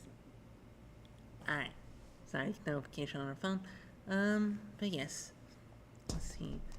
10 of diamonds. King of spades. Ace of heart. Hearts. Alright, and King of spades is about communication, which seems very relevant. Still haven't seen him in my dream. Oh, right. I wasn't there for that, but yeah. Apparently, another one of our altars. So you know how. So for future viewers, you know how we said Mr. Green was a German 95 character? Well, one of our altars. Oh, Snowy, you've met a long time ago, probably. They're one of the original. They're one of the original Madwomen altars before the whole Equestria thing came crashing down last year. But yes. For those of you not to know, technically speaking, when confronting entities, when confronting deities, you could technically worship fictional ones. Due to how the nature of the gods work, we give them form and life or something like that. That, and we also believe in the multiverse, so they'd be real regardless. So, for example, like, our patron deities are Dionysus, of course. And also the king in yellow. Why are we putting out the drawing we made of him as if you can see it? Okay. Hey, but yes, the king in yellow from Robert Chambers' books. We'll justify that later because that's a whole other tangent. But, so one of our altars had the brilliant idea to see if she could summon a deity version of the German 985 character Mr. Green. Now, if you know German 985 and you know who Mr. Green is, that sounds like a terrible idea. And it probably was. Like, hey, she channeled him, and he just had us be their blackjack dealer. Yeah. And Mr. Green tried to say hi to Maury, but Maury has a bunch of like minerals and protective things from things like that, so that's good. Mr. Green the deity seems like he means well, but also he is the German 985 character Mr. Green, so he's a deity of gambling, luck,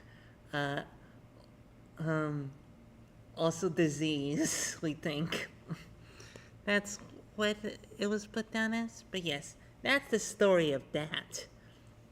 That was our brilliant idea, apparently. Yes. Oh, Maury, you said you were going to give us a reading. We'd love to hear it. In the meantime, we're just going to play another round of Blackjack for ourselves, just to see what's happening there. Right. Mr. Green the Deity is not to be confused with Mr. Green, the playing card deck, by the way. Also, fun fact about Mr. Green, the actual deck itself is from a Dollar Tree.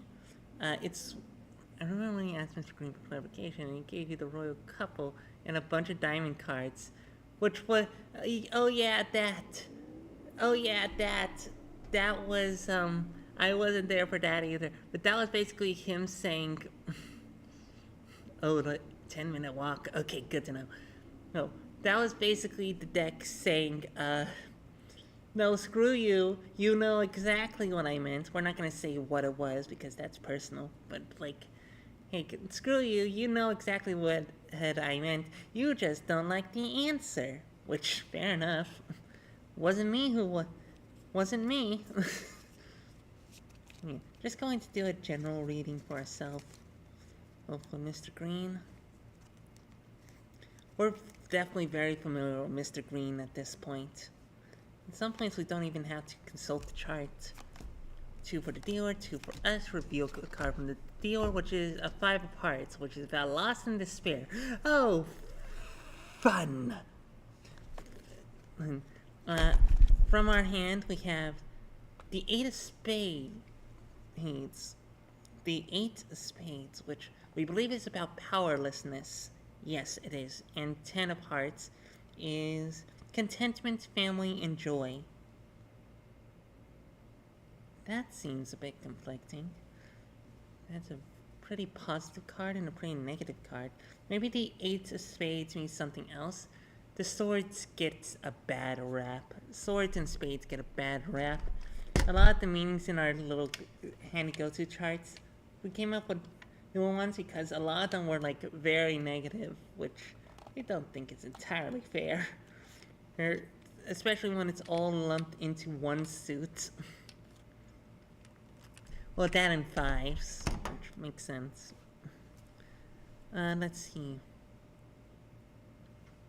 Do we hit? On an 18, dealers revealed a 5. Feeling stuck.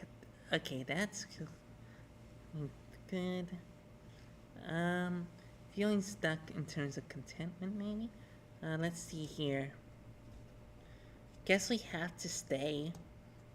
Because we don't know. If the next one is like a 3, an ace, a 2, or 3. So yes. Speaking of 3s, the dealer's reveal card, because we chose to stay, was a 3 of spades, meaning we reveal cards. Okay, thankfully we didn't hit because that would have been an 8. Let's see. It's at 16 now. How? Because we pulled an 8 of hearts. And then a queen of spades, so deal or bust, we win. Go us! Go us. So, okay, let's actually try and read this here. Guess we're despairing a bit, which makes sense. And we feel like we're stuck. Like, contentment, family, joy. But we are somewhat happy. And we eventually went out. Let's see, 3 of spades, miscommunication, misunderstanding. Interesting. That's why I personally like reading reverses. Allows all cards to have that other side to them.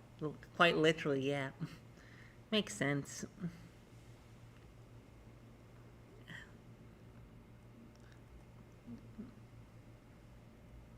Hold on.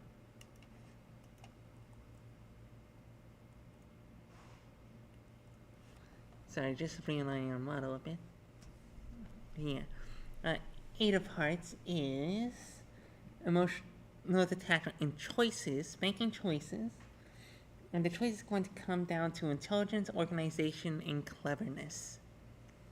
Okay, so we went out with our wits, with our wit about us, making the right decisions, and it's not giving into despair, and allowing our intentions to be made perfectly clear. We're not sure what this could be literally about, honestly. Let's see. Feeling stuck and powerless. Well, really, you're not. Ten of Hearts as well. Oh, which is about joy and happiness and contentment and family, including Discord server family, which makes us very happy. So yeah. Reversals does make sense, yeah. Can't really do that on a playing card deck, but you know. You want to be able to tell for most of them.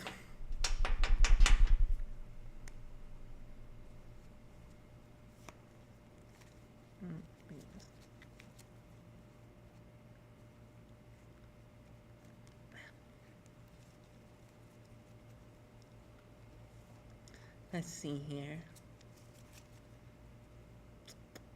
Let's see. Stomach. Sorry, stomach's hurting a bit. Just going to crunch some more.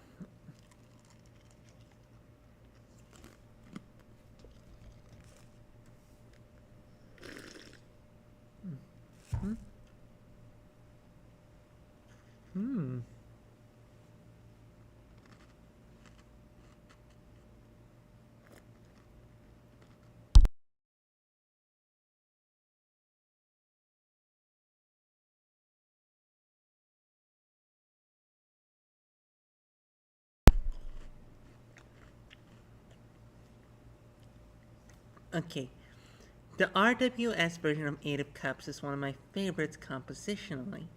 8 is an even number, but the cups are stacked in a way that frames the figure who's leaving the frame. He's literally leaving to find what's missing. That's clever.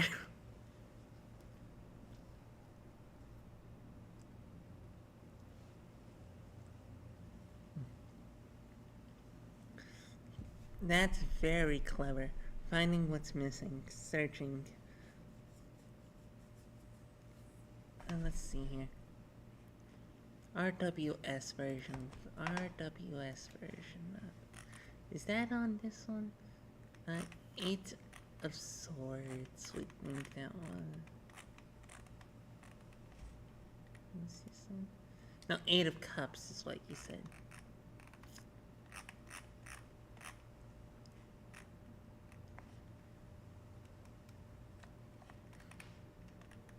Abandonment, walking away, letting go, searching for truth, leaving behind.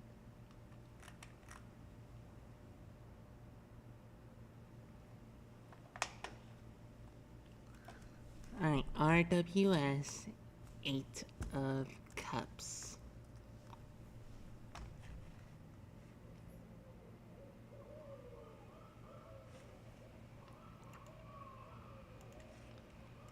You hear that? We have friends.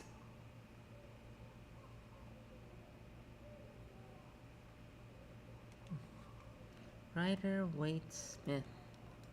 Alright, copying that and pasting it.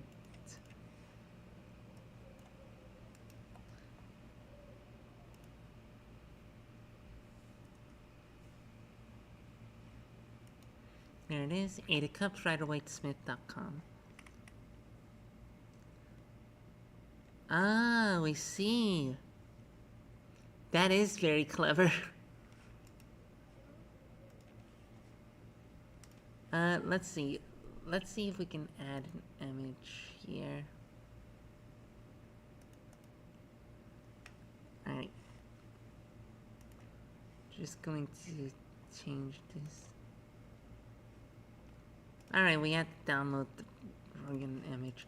Okay, save image as. Thankfully, it's named for us. Okay.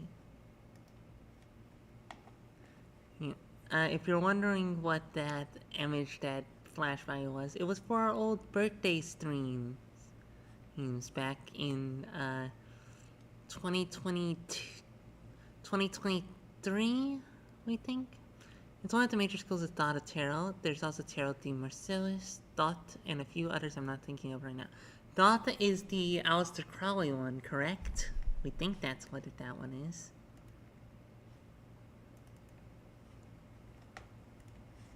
But yes. Okay.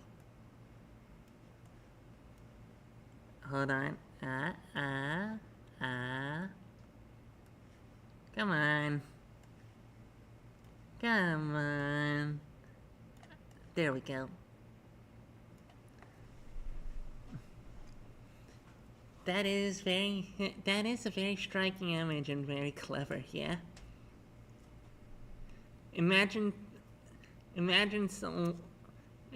someone just pops into the stream right now and they see, oh hey, anime girl has eight of cups. Maybe that means something for me specifically, in which case probably.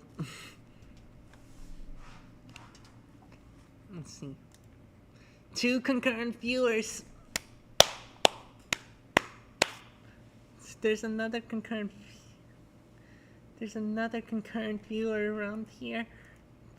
This is for you. The person is not Mori watching this. This card is for you.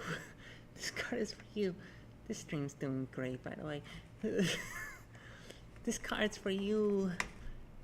It's your card. Pick a card, any card. It's the 8 of Cups. If that's relevant to you, good on you. I mean, yeah. Let's go. Yeah. Let's see here. And in fact, just for you, random viewer, if you're really there and it's not just some trick of the OBS, let's give you a little blackjack reading.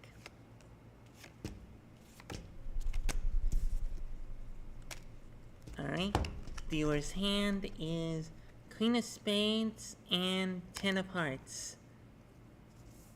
It's, the revealed card on the dealer's side is the Queen of Spades. Cups-kun has to get Isekai to find what's missing.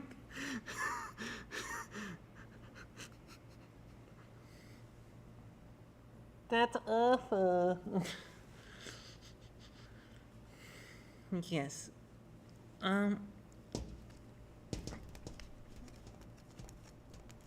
Yes. Since whatever the second viewer isn't currently chatting, we're just going to flip.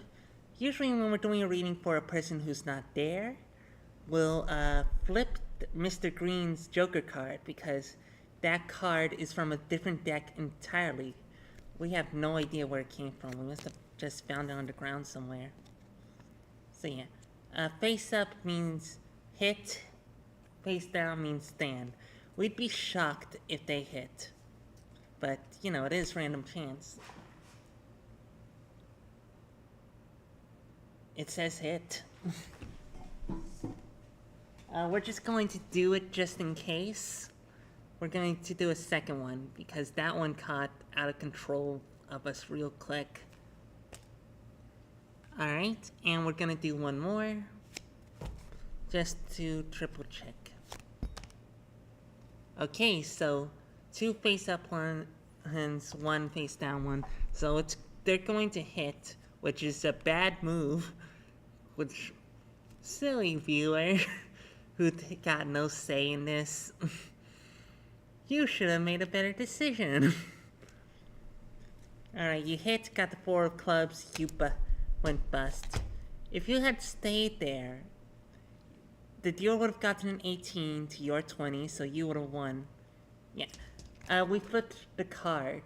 Yes. That's basically what we did. We flipped Mr. Green. Which is what we do for viewers like that. So a hit for them. Which, not the best decision, not going to lie. But yes. Let's see what that reading is. So if the concurrent viewer, if this matters to you. Alright, so in your hand, because Mr. Green said you would hit, which, who knows? The Queen of Clubs, energy, disorganization, basically, it's a positive form of the chaos card. Yes, very neat. Queen of Spades is a positive form of the chaos card. In Ten of Hearts, as discussed earlier, is about contentment, family, joy, that sort of thing. Four of Clubs, meanwhile, is about achieving goals and rest from action. But you bust, so you lost out to these two cards, which are two spade cards, which is very interesting because those represent swords. 8 is powerlessness, or, well, no, it's about, let's see. Let's see, what was Maury saying earlier? 8 of spades is about, scrolling up.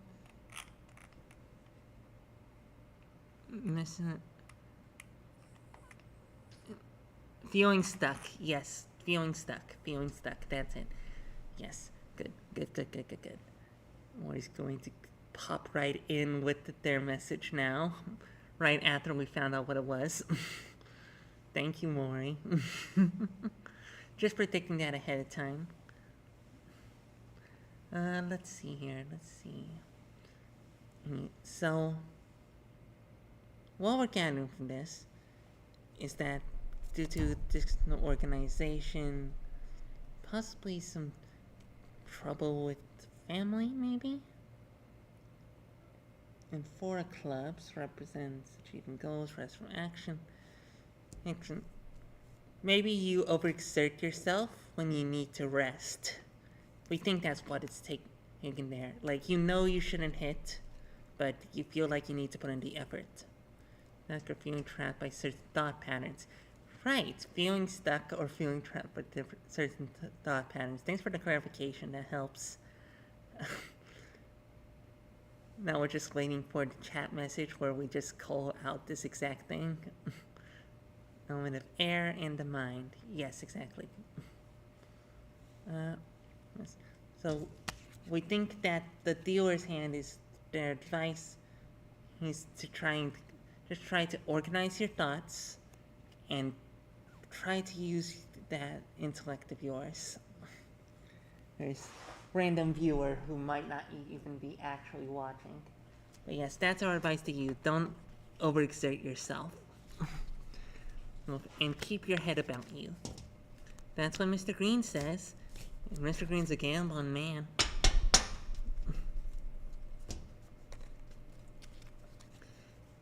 Be sure to rest. Do it for the strange anime girl that you only just met. The system of anime girls. This entire system. Ooh. This mad scientist can fit so many insane people in it. Yes.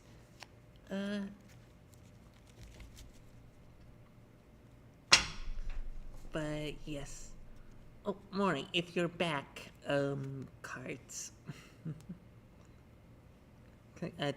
You were supposed to be doing reading for us, like putting our fingers together. You're supposed to be doing the reading for us. No pressure, don't worry. You can just fail on us right now. No, we wouldn't care. Alright.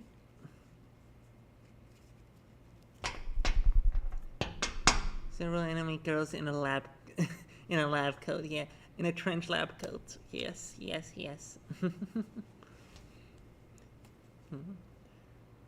We don't need to be on each other's shoulders. We're too tall as is. So, yes.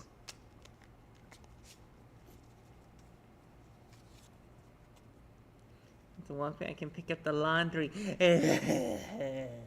Yeah, that tracks. Yeah, let's see. It's a whole process. I haven't forgotten, I promise. Don't worry, we know you haven't. We trust you enough. Yeah. Shoulder to shoulder on shoulder action. No, it's not shoulder on shoulder. It's legs on shoulder on shoulder action would be like back to back, we guess. That or removing the head, hit one of the people's heads in order to get the shoulders to touch from the top, which we don't think is practical. The sprinklers are active and I'm trying not to get soaked. Best of luck, man. Best of luck. Best of luck, my good man.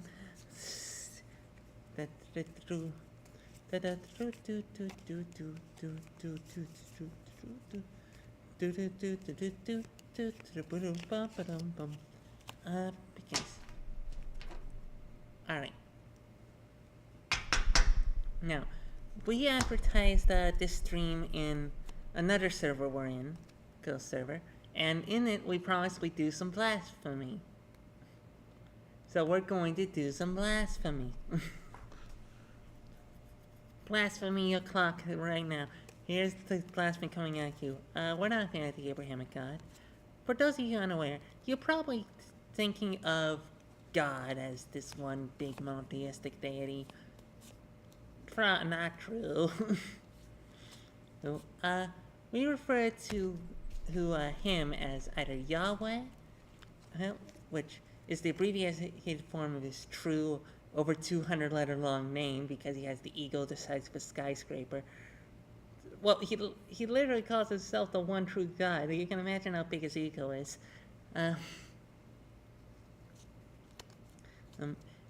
Or we call him the Abrahamic God, as the prophet Abraham was the first to foretell him. We support women's rights and women's wrongs. Yeah, we do. Yeah, we do. Yeah, we do. Forget what that's in context to. Yeah. Oh, the blasphemy. Right. Yeah. Fun fact about the Abrahamic God. He was originally not a monotheistic God. He was a god of two things. It was a combination of things that we don't think we've seen many deities have. The dryer has 10 more minutes. The washer has 10 more minutes. Ooh, that's rough, buddy. But yeah. The Abrahamic God was the god of... Just gonna sit on the tables. Good call. The Abrahamic God was a god of two things, apparently. And it's a unique combination and a very bad sign of a combination. He was a god of sky and of war. Sky and war. I'm better than you, and I want to see bloodshed. Not a good combination. There's a reason there aren't many deities with that exact combination of things they have control over. And both of those seem to make sense. And it's like Old Testament Yahweh seems to be very, pushy. Like, you look at him funny and he will smite you. And another thing that makes sense, that he's a sky god. Most of his big miracles were him messing with the weather or the sky. Not all of them, of course, but most of his big ones.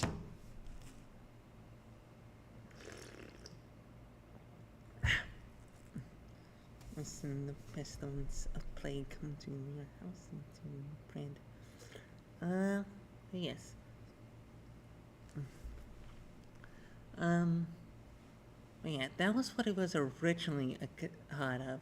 War and sky, which, when you look at it this way, these modern quote-unquote Christians, who don't really follow the words of Jesus Christ specifically at all, seem to be very aligned with the Abrahamic God's wrathful tendencies and prejudice, honestly. Abrahamic God did a lot of genocide. Sorry. Should probably have the more stern face on for this convo. Grumpy. By the way, more if you want to see our other expressions, we have, this is our more neutral face. This is our smiling face, which is the default we use. Angry.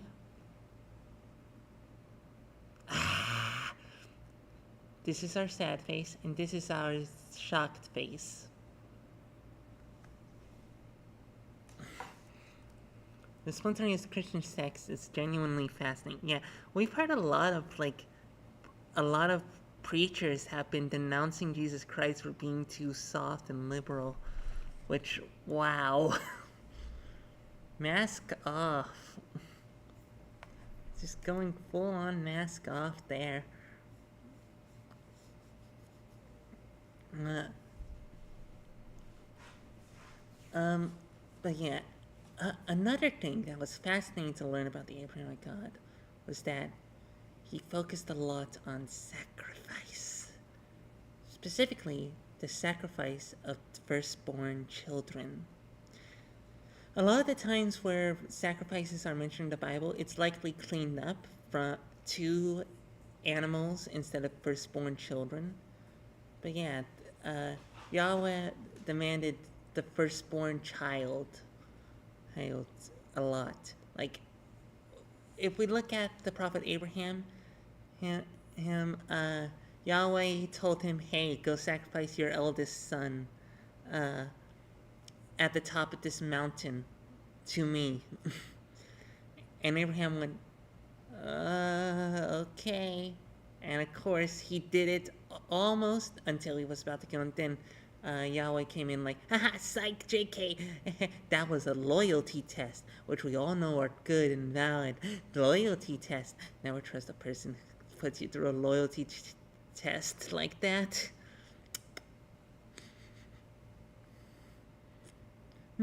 I don't know if I can trust you. Allow me to traumatize you in order to learn how. In order to learn if I should. Don't trust those people.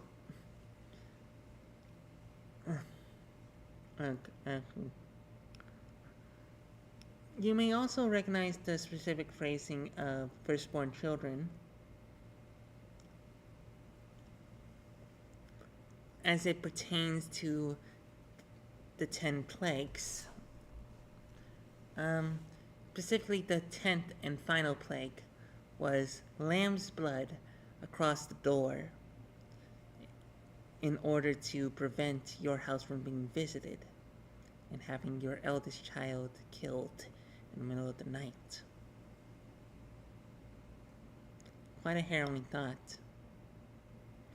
And of course, there could be parallels to Jesus, though if you want our opinion, Jesus is more likely the son of Dionysus, as they both share a lot of similarities. Beyond just the water into wine thing, there's also, they both have an emphasis on reincarnation and rebirth. They both had a lot of disciples. They both died as mortals and came back as gods.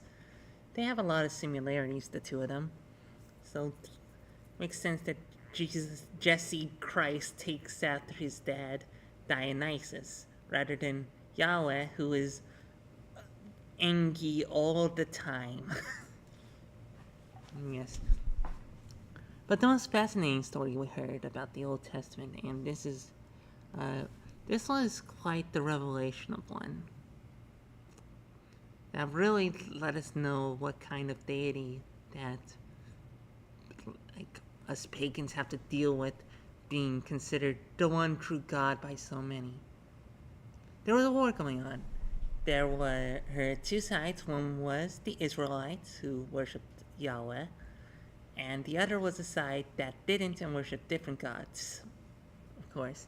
So, of course, Yahweh is the dichotomy of an unchanging God creating something in his image, with the creation being something dynamic and mutable, was a huge blockage when I was still trying to wrestle with it all. That's actually a really good point.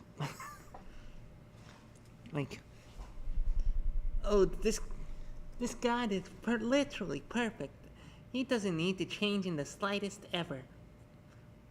Which is why he created a world that constantly changes and is so messed up at times. That does seem like that's something that we never really thought of. Thank you, Maury. But yes, back to our very serious tale. One day, the king of the enemy side to the Israelites decided he was going to pay tribute to Yahweh. How, you may ask? Well, you've seen the patterns so far. Jesus was the firstborn son, apparently. Abraham almost killed his own child. Cain killed Abel. That's another firstborn. And of course, the final of the 10 plagues. That's right, the king sacrificed his own firstborn son. I think I've learned to fall in love with the messiness of humanity, the relationship between stagnation and change. I used to be so scared that I was stagnating spiritually, festering, rotting. Yeah, we agree with that. We love chaos. We are definitely more chaos than order around here. We're anarchists. Then I escaped and now my river is free to find its way to the sea. Yes, yes, yes, yes. We're nodding, but our model is very jittery and messed up. That's what you get for free applications, folks. At the very least, our model is cute while still maintaining a bit of that creepy factor. We managed to keep the bags under our eyes and our freckles and everything. Tarot is an excellent compass. Agreed. Divination of all sorts is certainly great.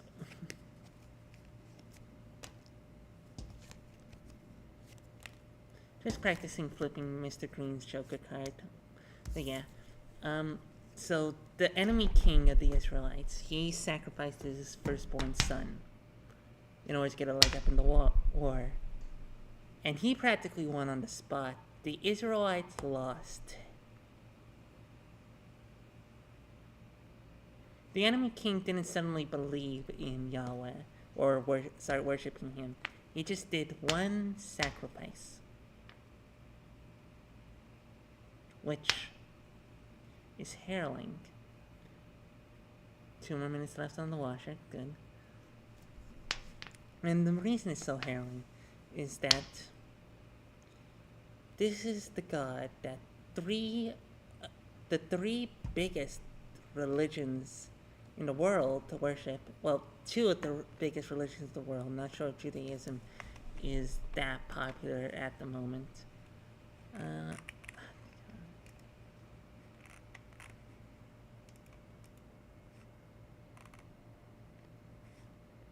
Let's see here. Yeah. The reason it's so harrowing is that the deity that 2 religions in conflict with each other both worship at the same time, as well as Judaism, as well as a bunch of various splinter sects. Sex as in S-E-C-T. Get your mind out the gutter. I know how you YouTuber watchers think. And 3 of the largest religions in the world, as well as many spin-off cults and religions and faiths and spirituality, and even the general concept of a god in the mind of non-believers and agnostics. So many atheists are actually just Christian. They don't believe in God, but they're actually just Christian. Trust us on that one. And it's harrowing to think that these people all worship a God that doesn't care if you love him. He doesn't care if you worship him. I'm gonna walk back now. Sorry. Best of luck to you, Maury. But yeah. Yahweh doesn't care if you love him or worship him or do whatever you like with him. He doesn't care about your prayers, your worship, your love, your devotion, your anything. All he cares about is if you can do one needless act of cruelty in his name. Your firstborn child murdered by you. If you can do that, he's willing to do anything for you. What a despicable deity, really. And we know that's blasphemy. We know that's likely to just get us. The swing from Christianity to angry atheism, specifically, I think is a totally normal response to being lied to your whole life. Anger is a signal emotion. It's almost always flagging something else. Right. Anger is the emotional response to injustice, to feeling like there's injustice, whether towards you or on another person's behalf.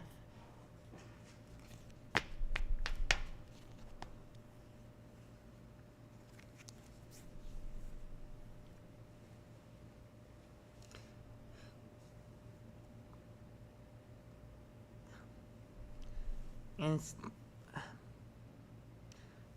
we know that being a VTuber, like saying controversial things, like the things we're saying, it's probably not the best look, but we're gonna be honest with ourselves and with our audience as possible. We don't feel the need to lie. Not really. Maybe. Well, there's only. Well, it is.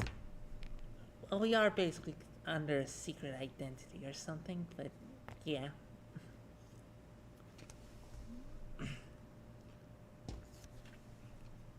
But yeah. We're always willing to speak our mind. You know? We hope we never end up selling out or something. That's one of our biggest fears, honestly. Yeah.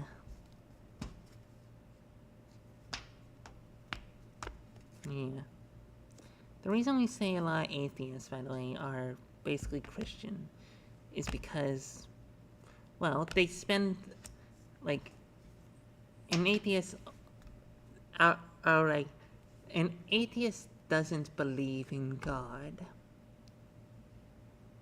That's a very specific wording, isn't it? They don't believe in God. And it's always referring to the Abrahamic God, because they don't ever feel the need to address pagan religions. They don't even feel the need to address Eastern religions like Buddhism or Hinduism. They barely acknowledge Islam. Really.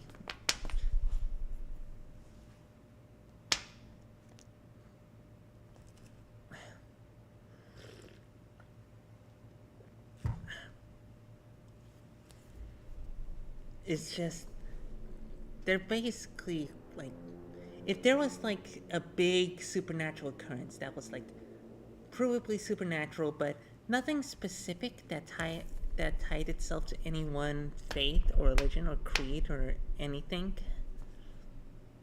Like, of course, most people who have faith would lean into the ones they already have, and then the atheist would either become what TV tropes calls a flat earth atheist. Alright, to be fair, Christianity is a very culturally dominant religion in America. I think it's a symptom of people existing in the context, you know? Exactly, that's what we're saying. Like, even a lot of these atheists who claim to be outside of this cultural context define themselves around it. You know? Like, we used to do that too, we think. But we often find ourselves more positively talking to and communicating with other deities than messing around with that monster. It's like a toxic ex. The sooner you cut them out of your life, the better. Don't keep drunk texting them at night. It takes a long time to reprogram that old black and white thinking. Yes, exactly. Honestly, even thinking of things in terms of black, white, and various shades of gray is underselling it. There's a whole spectrum of color out there. Like, to assume that there's like black, white, and gray assumes that one can define good objectively. And like, we think there's a few things that most labels of goodness have in common, but when it comes to the finer details, it always gets difficult. And like, it's not necessarily gray. Yeah. Morality is a spectrum of color. There's black, white, and gray, and there's also blues, reds, greens, yellows, purples, indigos, all sorts of colors. There's even some form of morality that's polka dotted. That made more sense the more we said it. We generally meant it to be nonsensical, but it actually makes a little bit of sense. Like little pockets of different morality here and there. Though, of course, you can find evil people in the world. We haven't met many, thankfully. Not personally, anyways, but we know they exist. There are just people who want to hurt you. They're just rare, thankfully. It's just they also happen to be very, very, very loud. But yeah.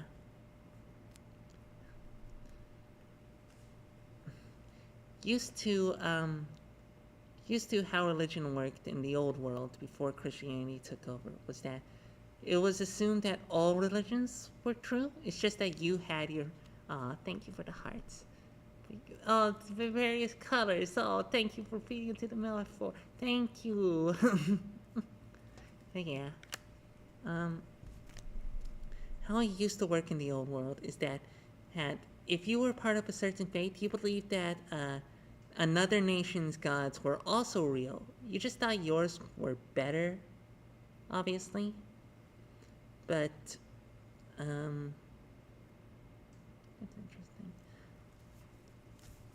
interesting. But you always paid respect to the other deities because at the end of the day, they are gods.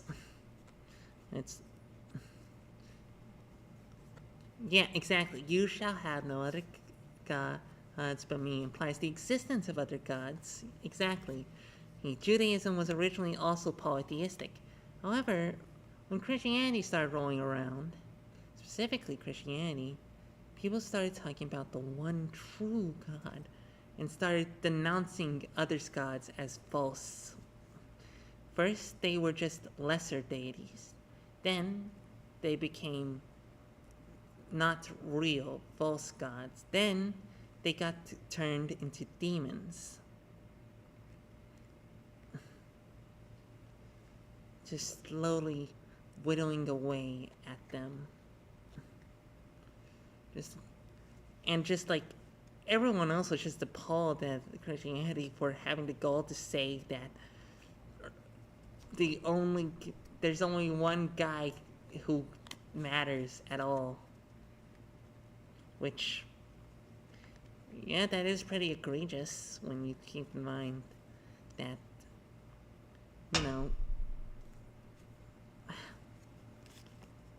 we don't know. And it's not even no other gods but me. It's no gods above me. You can worship the other guys. Just, I'm your priority. Which feels like a bit of a lie, considering that when the Israelites started worshipping that golden calf, God was like, no, stop that. No, that hurts my feelings.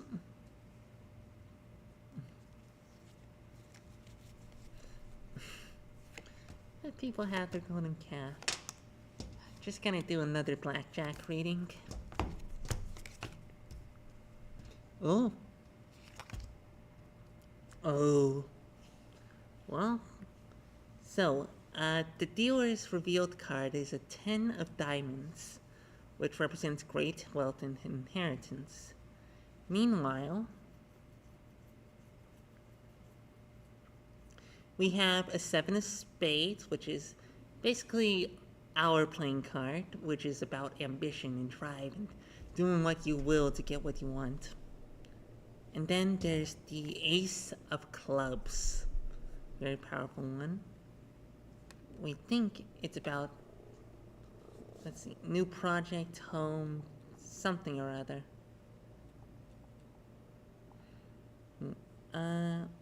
New ideas, taking action. That's the one. Ace diamonds is new project, job, home, etc.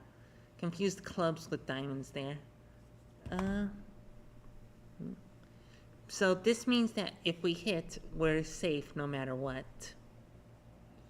We currently sit on 18. The dealer has a 10. And even if we get another 10 here, we're still going to be on an 18. Hit us. That's a 2.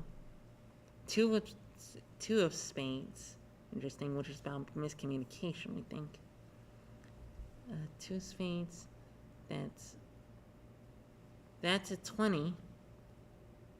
We think. Yeah, that's a 20. We'll stay there. We'll stay at 20. And let's see. Oh, they tied. What would the next card have been? Another 7. Would have been less. Alright. So the king that was revealed was King of Spades, which is about communication, ethics, and introspection. Two of Swords can also be paralyzed by 2 ideas. Right, we did read that the 2 of Swords was specifically about, like 2 people in duel. 2 people dueling. Just swords clashing with one another. 2 conflicting ideas. We think that's important to go. But since we thought how our quick guide to cartomancy did it, 2 of Spades was too similar to 3 of Spades. So, of 2 minds about something. Ambition, taking action, indecision.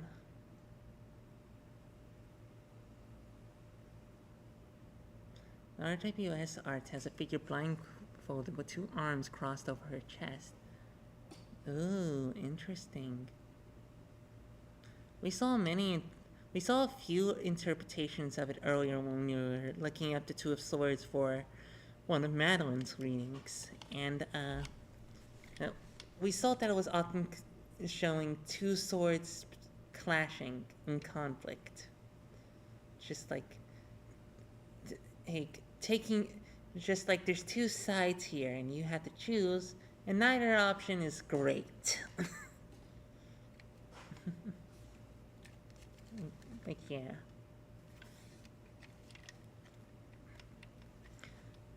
Of our decks, like, we're still pretty new to Madeline, but like, of our 3 decks, we find we use Mr. Green the most, probably because like our blackjack spread is just a fun one, because it's also blackjack. You know?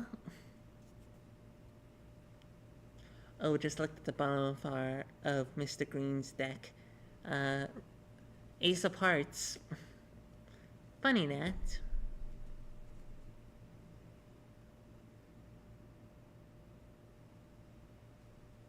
Right. Yeah. Ugh. We wish we had more fulfilling food than fruit rings from GF Brands at the Dollar Tree. Now even better tasting, which is code for this used to taste like shit, now it tastes less like shit. At least that's what I'm assuming. That's what we are assuming. We seem to be pulling a lot of aces tonight.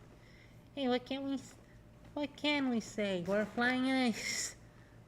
Not really, but yeah, we tend to pull a lot of aces in various places.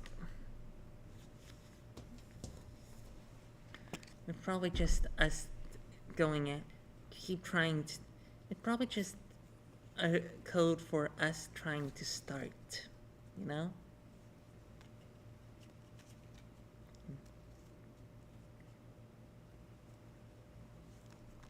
Yeah.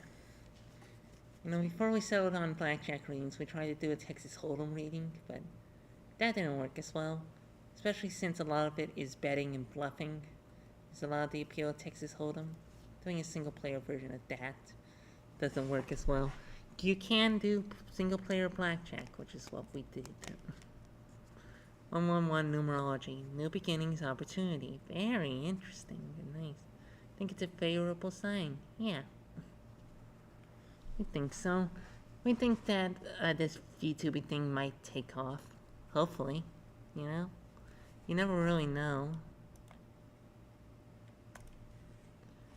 We still have a second viewer lurking in there, apparently, according to the chat.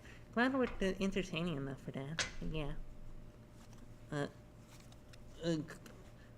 Stomach's getting too much. Have to take more bites of cereal. Hold on. You get to munch. You get to hear the munches and the crunches. Oh.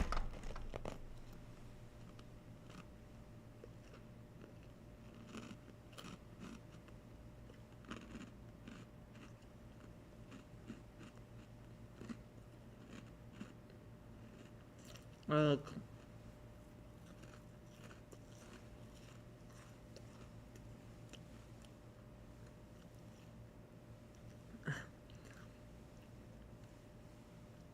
We're so sick of eating dry cereal, but it's also just so cheap where we are.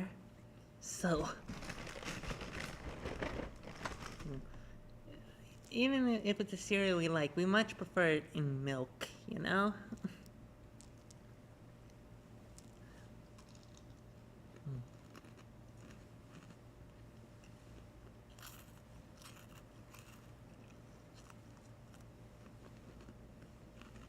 Mm, mm,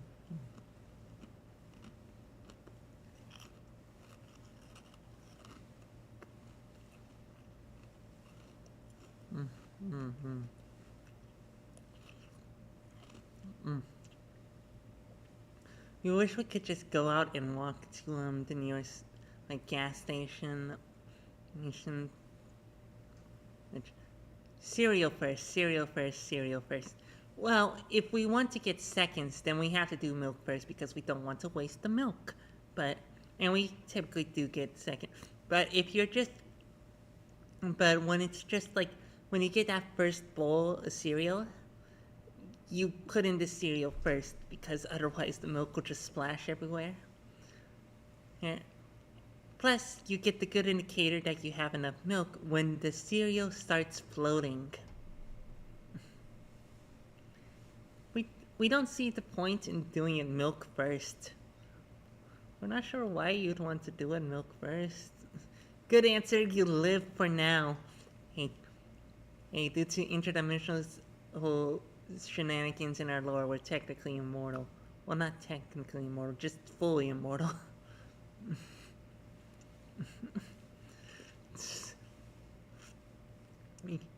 we survived, like, the death of a universe. So we think we're pretty immortal. Yeah. Oh, Maury. Like, okay, a person who's watching this from a random streamer who has like 2 viewers probably has heard this since they're probably already a fan of VTubers, but Maury, did you hear about the latest drama in VTubing? Because it is a trip. It is the kind of drama where it's like, it's emotion, it's like, it's very harrowing for all the people involved, but like, it's just, like, as a spectator, we just, like, we honestly want to make a musical based off of it that's in the style, that has the story beats of a Greek tragedy. Spill. Yes. Okay. Alright, so there's this VTuber. Her name is Cinder. You'll find that's a fitting name. Cinder had it all. She was beloved. She had many friends in the VTubing sphere who shared their deepest, darkest secrets and desires with them. They considered her a friend, really. she buddied up with the biggest VTubers in the independent scene, and in turn became one of the biggest ones. Of course, tragedy and hubris would befall her. Well, not really tragedy, because honestly, it's really deserved. It's deserved. Okay, so it started when, so you know how VTubers, like, this is a free model, but most VTubers, they'll pay a lot of money for a model. And, Cinder had an artist that she had a long time relationship with.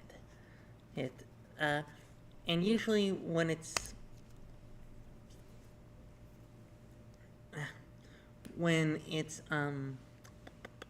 sorry, brain's stuttering. We're so excited to share this. Um, when an artist makes the character or does the rigging, aka the making sure the drawings move of a VTuber model, they're often called Mama or Papa, depending on the gender. You know, not sure of many non-binary ones in particular, but we're sure they're called parental unit or something. Not sure. But unfortunately, VTubing is all tied to anime. In that core of a tragedy, the tragedy of character, things that could only go so wrong because of who's involved. Other people in the same situation would make different choices. Yeah, exactly. But yeah, they're often considered parents. But so the person who had been making the arts for Cinder for years now, she released a Google Doc. And in any internet drama, the Google Doc might as well just be like the gun. Like, we remember the channel Awesome thing? We think Nostalgia Credit didn't deserve most of the stuff he did. That's probably more controversial than the God thing. But like,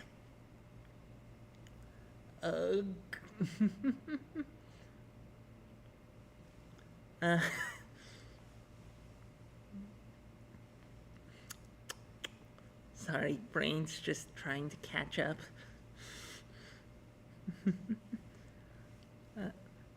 Yeah, in the Google Doc, she shared the DM she had with Cinder's manager, known as Redacted.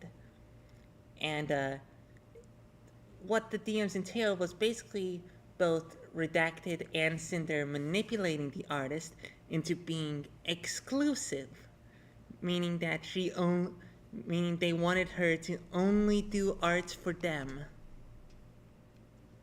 which is no. Like, they wanted an exclusivity contract without the exclusivity, and they pulled out a lot of the tricks and stops, and seemed like very talented manipulators. Here's what with their love bombing, as well as them talking shit about their supposed friends in the VTubing sphere. Friends in quotation marks. Like, these are the people who once considered Cinder to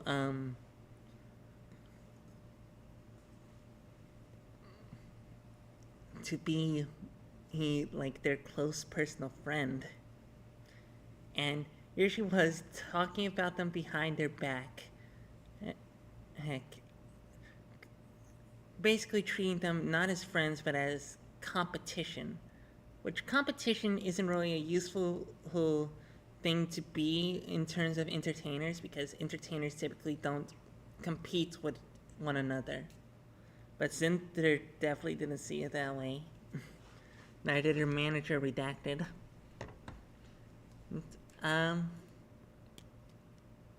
So there was a lot of manipulation on that front before the artist finally put her foot down, said enough is enough, and made the Google Doc. Which resulted in like 5 other Google Docs to come place, all about Cinder. One VTuber, Silverveil, basically revealed that Cinder had been stalking her and just like trying to get into who like her DMs for like transactional relationships and like for yeah, and how she made friends with people specifically just to get clout or to get to another person, which really scummy. You know, another person was the other person because, as it turns out, Redacted, Cinder's manager, was her boyfriend, which in the VTubing sphere, that's oh, that, that that's a good way to get the pitchfork saying that in your throat. Not to mention that like having a romantic relationship with your manager probably isn't healthy, anyways. Uh, yeah, and the guy revealed he was just the other man in the relationship as Cinder cheated on her boyfriend. Ugh. Another VTuber named Spite. Wait, she said that that Cinder had specifically been trying to undermine her by basically like debuting after her under a similar looking model. Yeah, yeah, exactly. He like by taking a similar concept of a VTuber model, like Cinder's like persona was of a hellhound. So was Spite. Spite was specifically like Cerberus, but she shortened it to hellhound because she didn't have 3 heads. But uh, Cinder debuted later also as a hellhound, which Spike just went, oh, that's a weird coincidence, and went on with that. But however, whenever her Spite would debut a new outfit, Cinder would go on to debut a very similar looking outfit. And then Cinder would outright accuse Spite of plagiarizing her, sending a lot of hate her way from her community and everything. Which, wow, what a double whammy. And since Cinder was the way more popular one, she got away with it for so long.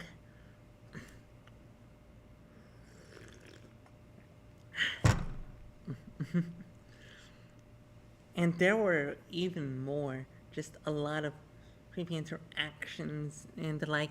And until eventually Cinder went, hey, this is bad for publicity.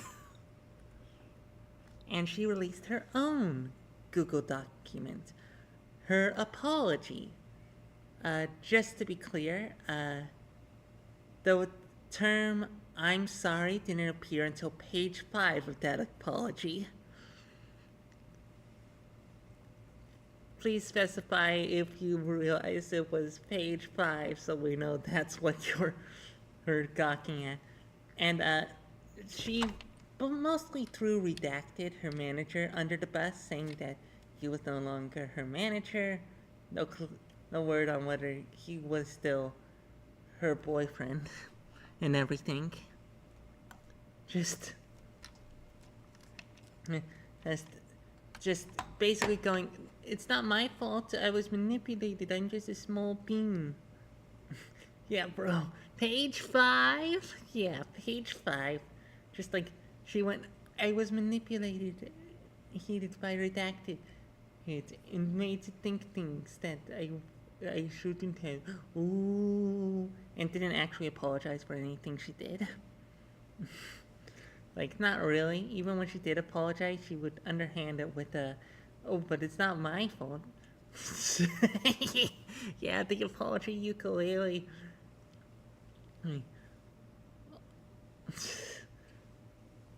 And it's like, and so many other VTubers just called her out. There was this one VTuber, Shy Lily. Shy Lily doesn't like to get involved in drama. She's also very cuddly, very soft, very happy. So she went at Cinder, and imagine if Mr. Rogers decided to go straight for her Republican congressman's throat. That's what happened. Shy Lily is also German, so when a German gets angry, they get angry. They get so angry. She was just, she just did not back down. Shy Lily just went for it. Yeah, Shy Lily's very nice, very sweet, very wholesome. Don't mess with her. Don't make her upset. Another VTuber, Buff Pup, responded to it with just a few simple words. Dude, fuck off. 3 simple words. That's all you need. This is where Mr. Rogers was coming for them. Exactly. Bao, who was another big indie VTuber who we quite like. We know Twilight especially likes her. But she got specifically a lot of harassment campaigns directed at her sneakily by Cinder without knowing. Like, wow. Egregious. Like, concerning the artist thing, like, that artist did manage to get manipulated into canceling, like, the model with Bao specifically. And, like, Bao went to Cinder and sort of vented a bit about how she wasn't, about how, due to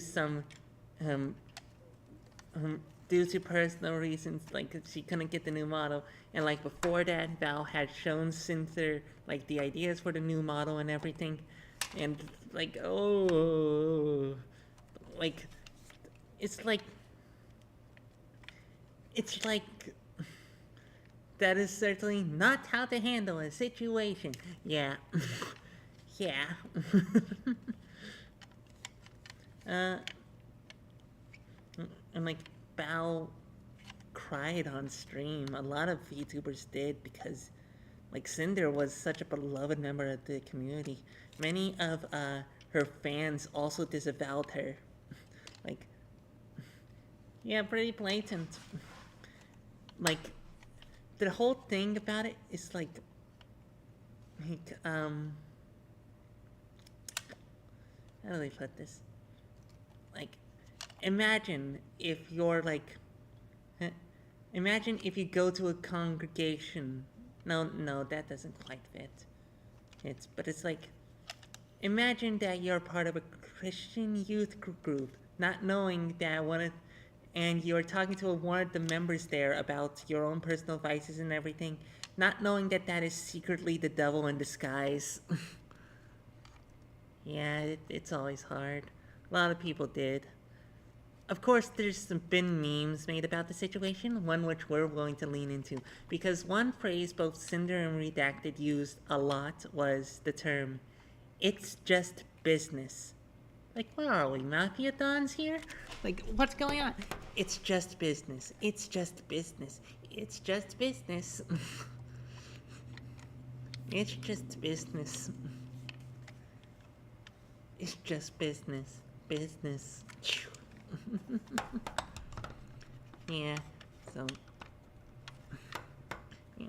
The thing about this YouTube drama is that as an outsider, it just reads like a Greek tragedy, right down to the orc. Oh, we nearly forgot. Okay, so have you heard of a... Yeah, just business is such a cop-out. So it's a meme now. Be sure to use that. Just so you're in the know. But yeah, Neurosama. Have you heard of Neurosama? Neurosama is a large language model AI who's also a VTuber. What about ethics and morals, huh? Oh, we're getting there. Oh, that's actually very relevant to what we're about to say. But, like, Neurosama is an AI and also a VTuber. She's headed by another VTuber who's a programmer named Vito, whose model is just a turtle. Just a regular little cartoon turtle. And Neuro is beloved by by the VTubing community as well as AI communities because she's also a good example of a morally and ethically sourced AI, since a lot of her resources come from like willing participants, namely chat, other streamers, public domain information, that sort of thing. And so she's become just this beloved little figure. And she's also, coincidentally, the most advanced AI out there. Like, to the point where governments have come up to Vito going like, hey, can you give us some tips and pointers on how to do it? And Vito going, no, thank you. No, thank you. Yeah. But yeah, so why is this relevant? Well, Cinder did a collab with Neurosama.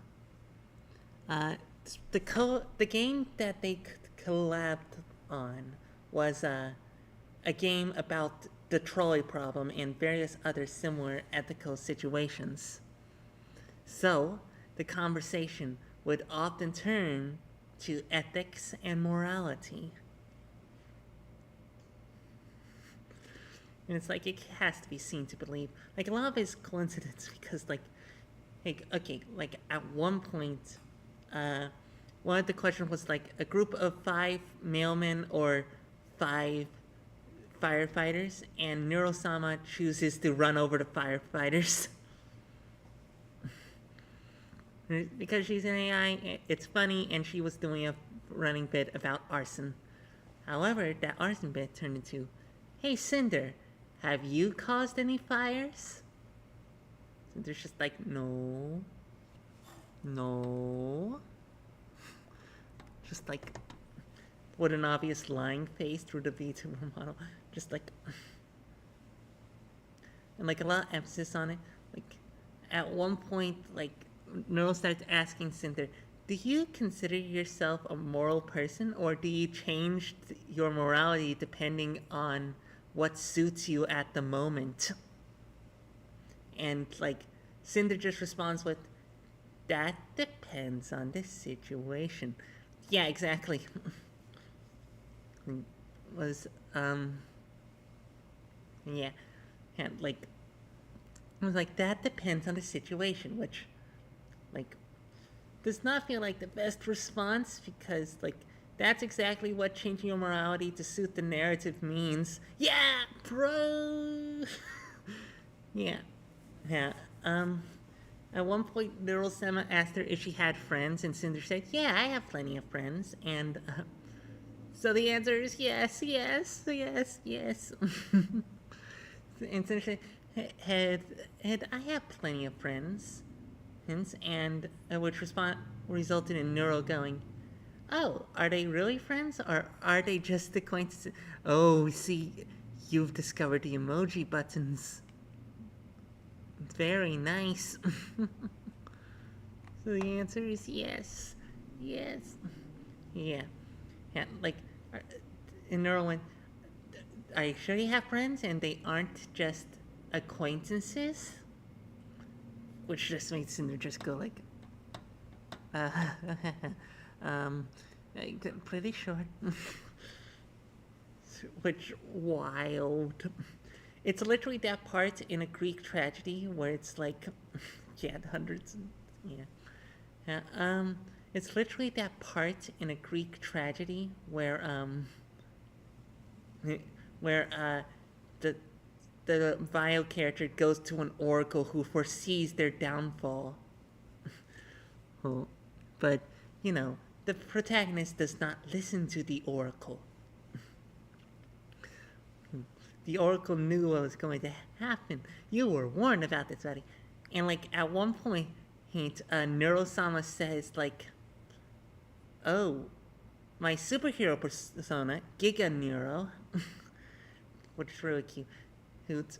Neurosama is also considered to be like a child. She acts like a child. She looks like a child. She is a child. She is an AI child.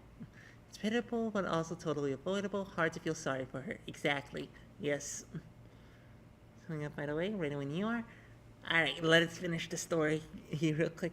So, like, At one point, Neurosonic came up with the name Giga Neural for a superhero identity, and, and Neural just went, Giga Neural is mad at you, Cinder. And Cinder just went, oh, what did I do?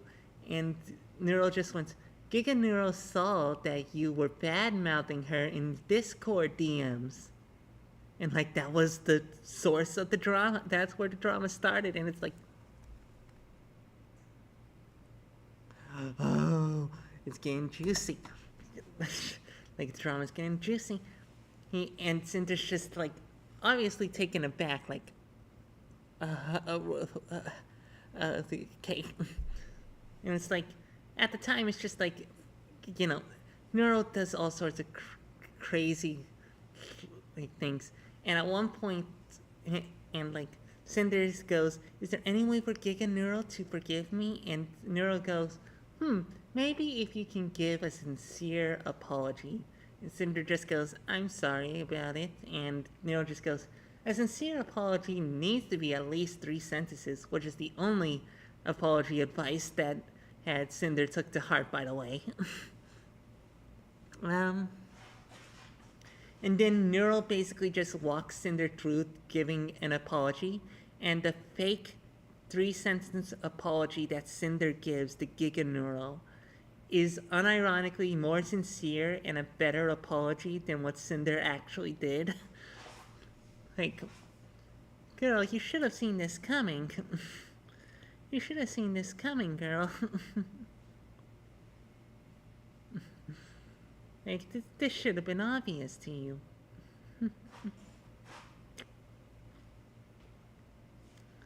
Yeah. Oh, girl, what didn't you do? Yeah. So, neuroscience was a problem, and many people are going, we do want to bring this up in the context of divination, actually. Because many people joked about her being an oracle. Many people are also saying that it's coincidence. She does a lot of like these false accusations against the people she collabs with. Cinder's not an exception. She's the rule in that regard. It just happened to hit very hard because of the game that was a topic. Yeah. Just her name's Neuro-sama, and she has a twin sister named Evil Neuro, who's ironically less evil. But yeah, she's not actually named Giga Neuro, just Neuro-sama. That was just a name she came up with during the collab because Cinder asked, "What's your superhero name?" But yeah, Neuro is adorable, and she is an AI. Outside of the power usage that the AI gives, she's done as ethically as possible. So, yeah. And the fact that she's also the most advanced should really tell you something about heart and soul and everything. Yeah. I want to bring it up in the context of divination because we think Neurosama, like, she's not sapiens or anything, but, like, we know, like, more you and us know how divination works. Like, the deck isn't literally alive, but it channels entities. Yeah, exactly. They're very important, and they're hard to come by now. So it's good that there's at least one, and it's also the biggest one. Yeah. Genie can't be put back in the bottle and all that. Yeah. Well, you can if you wish him back in the bottle, but that's metaphor-gotten territory. Yeah. Yeah, like what we think happened with Neurosama is that Neuro tapped into like divine forces that are invisible to, like a tarot deck, like cartography. It's like using a prism versus a mirror versus an empty bottle. Exactly. So we think that she genuinely falls under the point of divination in that regard because she's also managed to accidentally predict the future in one regard or another in other ways. He's like just small minor ways, but yeah. Cinder is just the first big one that actually matters. There's a lot of coincidence lying here. Anyways, our tarot reading. Cartomancy. Yeah, we keep saying cartography. Cartomancy. Like, mancy makes it a form of magic. Cartomancy.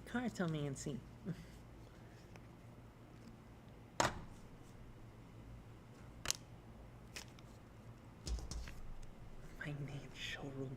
Sorry, we just decided to flip over a random card, and it was the Five of Diamonds. Financial ruin. Which we don't think is actually the case in what's happening. We have been struggling a bit on funds, actually. Like, thankfully, you and Sunny, another friend of ours, you and Sunny have sent us actual cash, but we've been running low on food stamps as of late. We're down to $130-something, which is really good, but like, we like to keep. It was at $400 or so. So that's not good. We still have a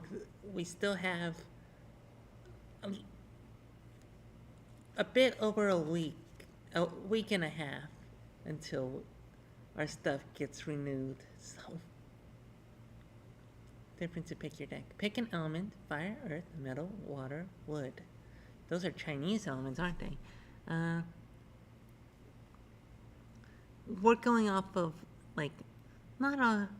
off of both traditional classic elements as well as Magic the Gathering's like Dots of Fire as the emotional color. So we're going with fire. Going with fire both has a show of willpower as well as our own passion and emotionality.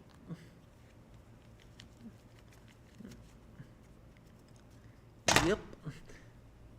Due to the delay, we don't know what that yep is responding to. But yeah, we're picking fire.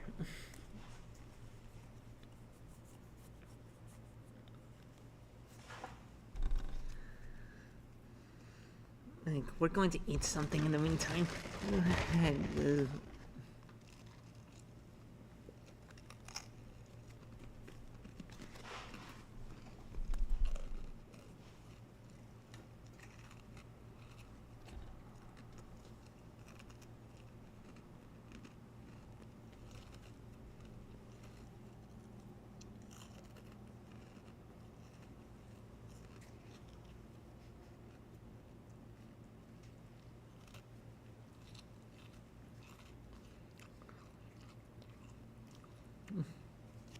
Hysteria, your newest addition. Ooh.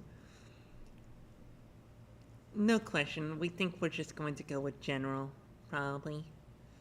Ooh, our head feels light all of a sudden. Hopefully it's something we can explain, like the lack of food. Oh.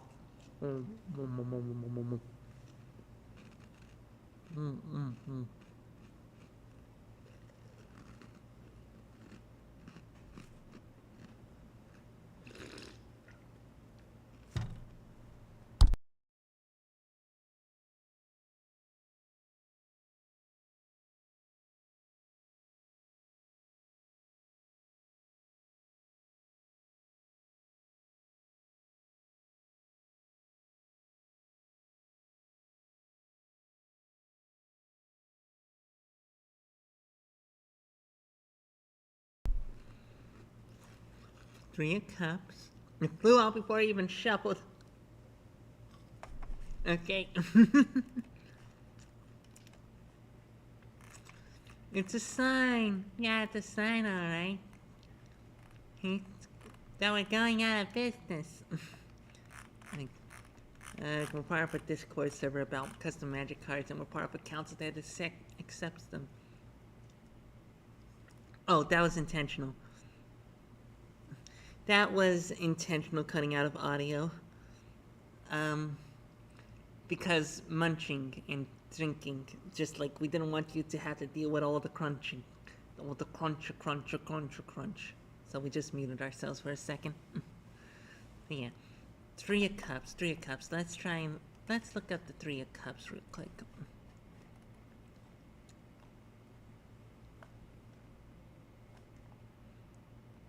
Actually, we'll go from the Rider-Waite-Smith sites because we're already on there.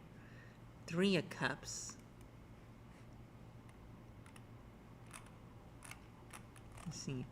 The conclusion of any matter in plenty, perfection, and merriment. Happy issue, victory, fulfillment, solace, healing. Oh, that's a good sign.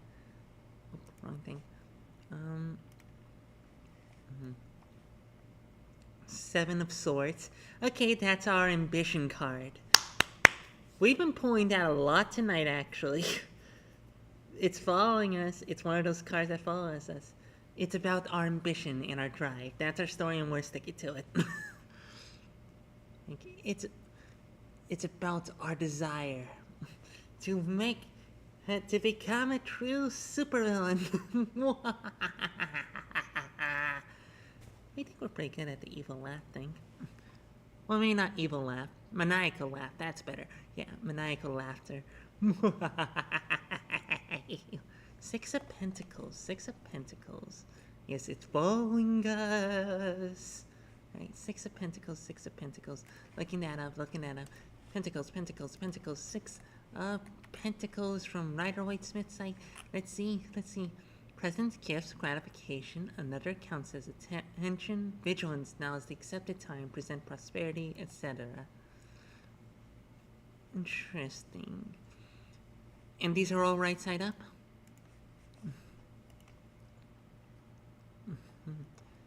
Yeah. We think that's a very optimistic reading. Like, we got a card about just things getting better. We got a card that represents our ambitions, as well as like our card and the card we consider to be ours in the minor arcana.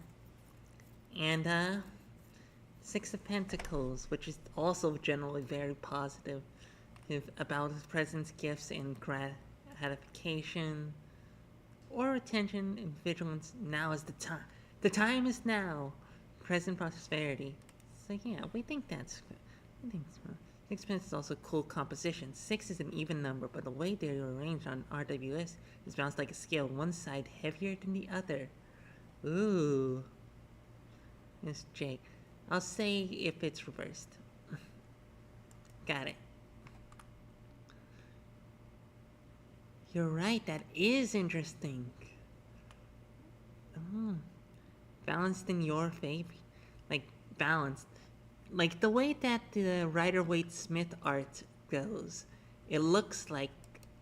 Hold on. Grandmother Chatter, this is also your card, just so we're clear. If you're even still there. Oh.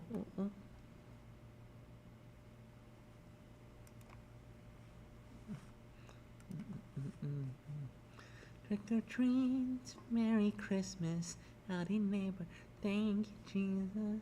Oh, what is he building in that painted lady? A participation trophy wife, a blonde blue-eyed baby. Sorry, we sing Willwood. We have been obsessing over Willwood, we'll be honest with you. 5 of Pence next, and 7 of Wands on the bottom. Ooh, 5 of Pence. Okay.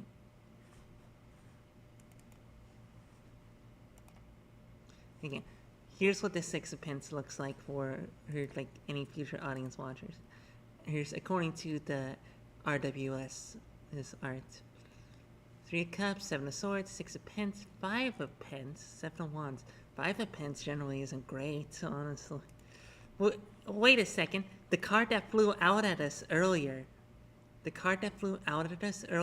the 5 of Diamonds, which is 5 of Pentacles. You can see that if you look earlier in the VOD.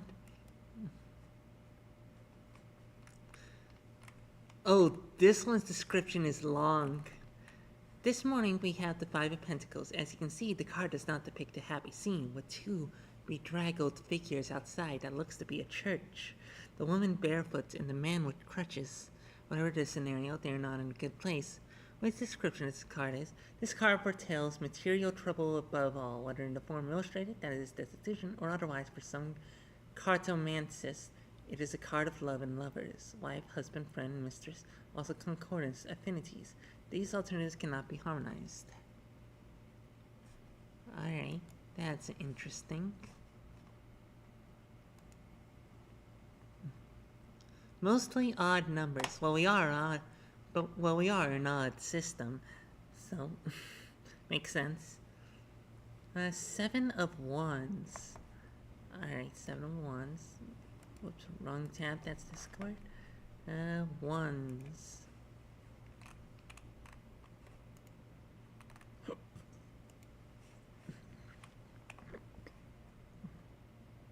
It is a card of valor, for on the surface, 6 are attacking 1, who has, however, the vantage position. On the intellectual plane, it signifies discussion, wordy strife. In business negotiation, war of trade, banter, competition. It is further a card of success, for the combatant is on the top and his enemies may be unable to reach him.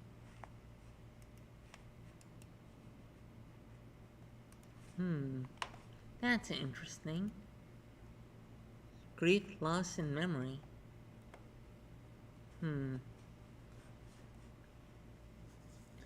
Hold on, we're gonna show the 7 of Wands as well real quick. I have to save it to our computer. Thankfully, we're used to saving random images on our computer. We make magic cards as a hobby. So, we're used to it.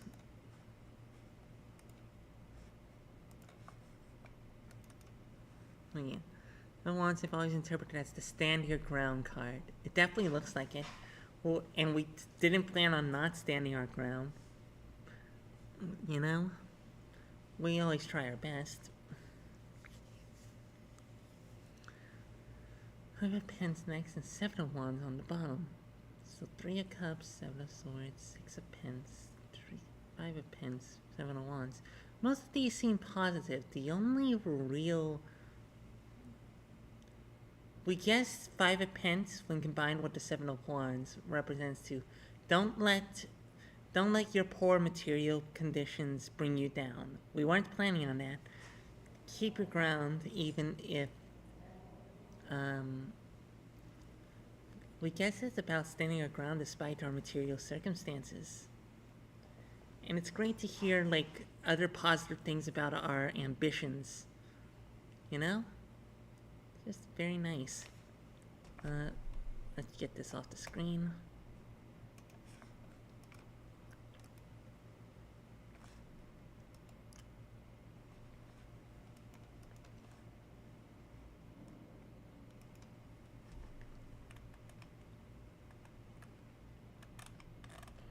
Yeah.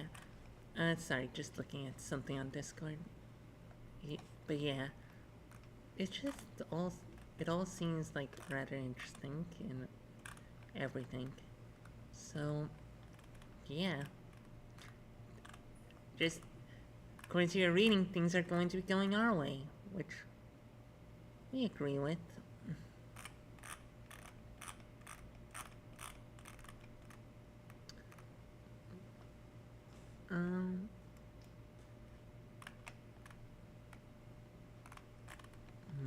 I think Hysteria is saying slow and steady is how you build a prosperous community. And 7 of Swords means navigating that with a clear mind. You'll have ups and downs, but as long as you... We're on the edge of our seat here.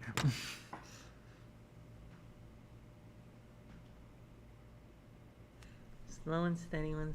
Stand your ground and keep trying. You'll see the abundance of the 6 of Pence.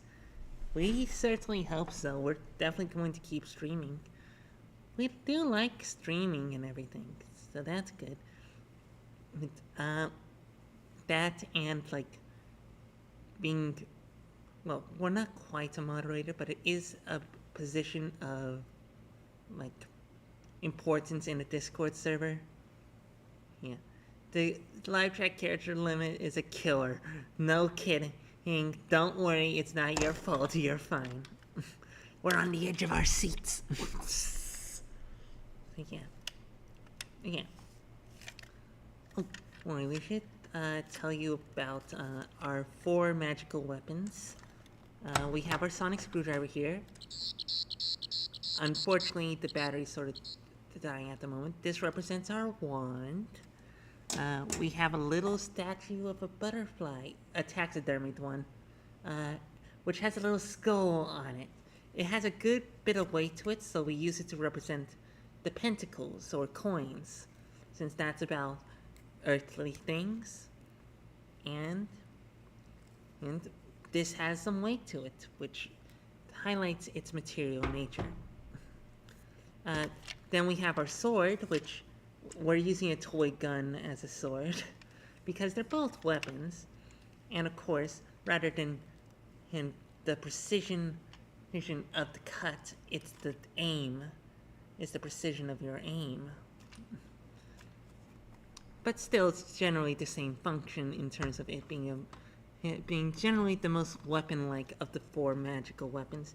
And finally, we have our cup, which, as you may recall, broke a few times, including after we crashed out once, which whoever is writing our universe's story is not being very subtle about the metaphor there. Oh, you mean the object you used to represent your emotions has broken? Because you fumbled it?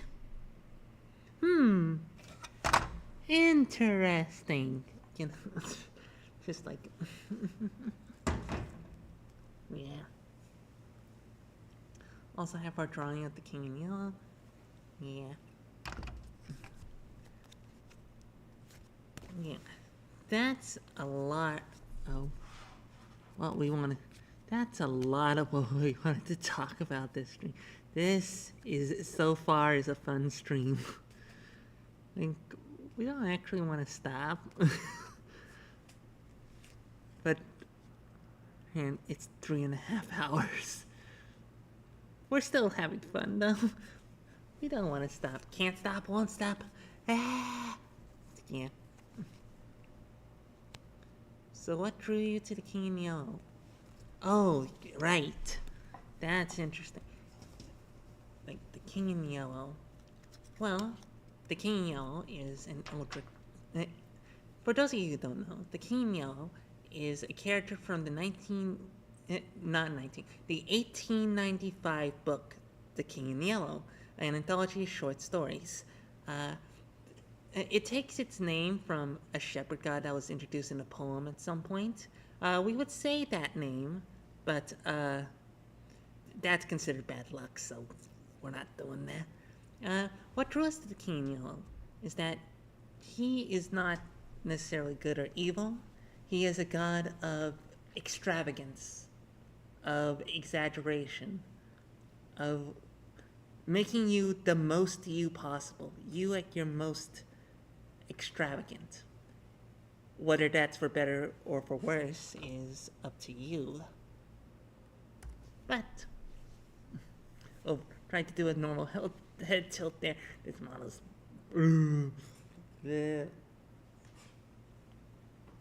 Yeah.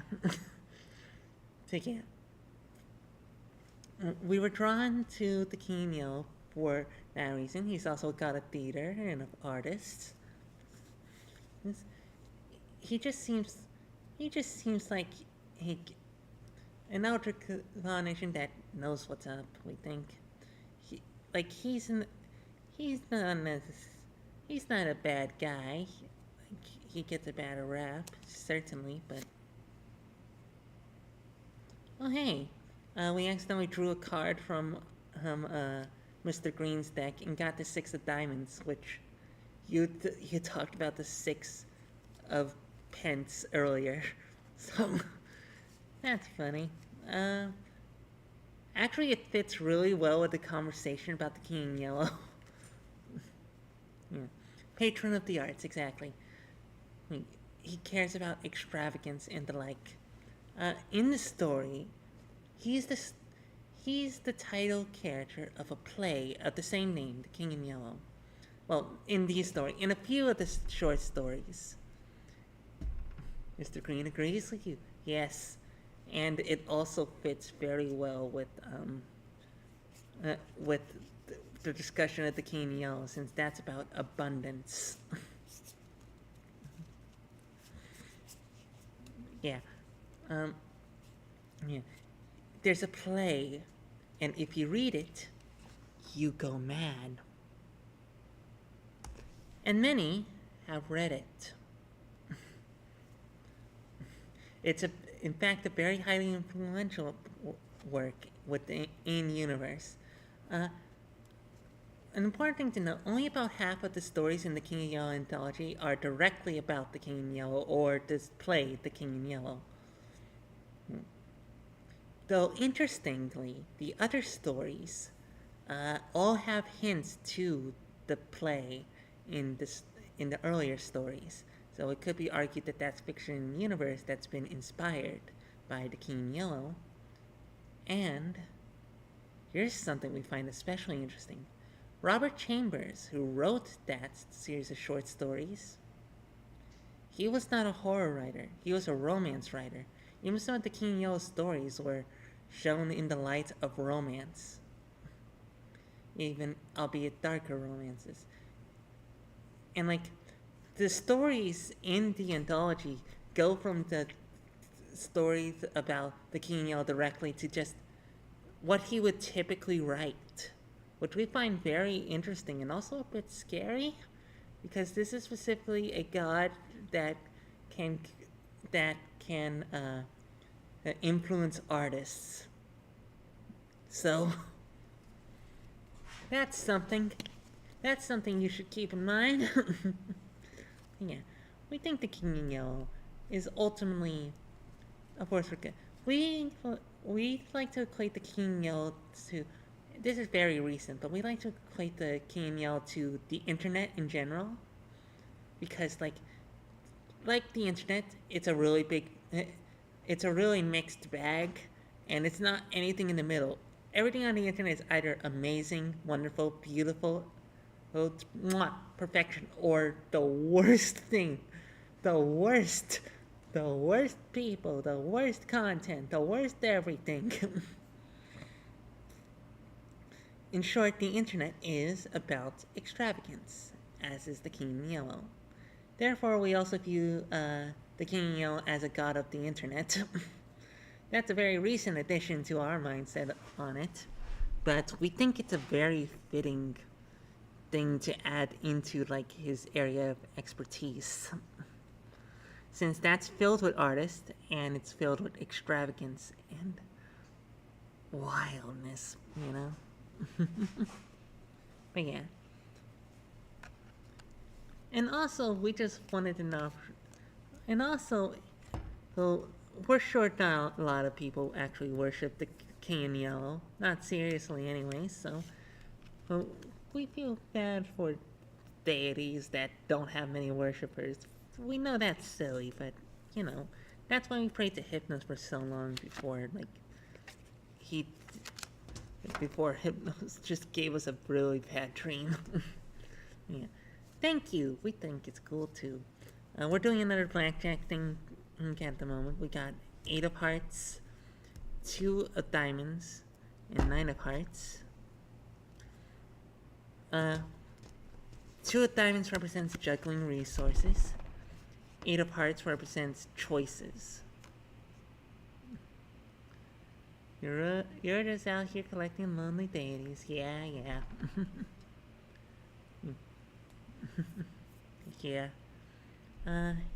We're just gonna make ourselves hit because there's no way we can lose. King, we'll stop there. Alright, let's see here. Oh, dealer got double 9s. We pulled the King of Hearts. Here's which represents things like emotions and empathy, we think. We'll need to double check. Wisdom, patience, and diplomacy. Queen of Hearts is emotion and empathy. Let's see. 2 of diamonds, juggling resources, weighing our results, and 8 of hearts, emotional detachment in choices. We have to juggle some choices that we have to think about wisely, and we will win out in the end because dealer got an 18 to our 20. And they got the Nine of Clubs, which is about endurance, vigilance, and strength, which are attributes we think we have, and Nine of Hearts, which is about satisfaction and spiritual growth, which, yeah, sounds about right.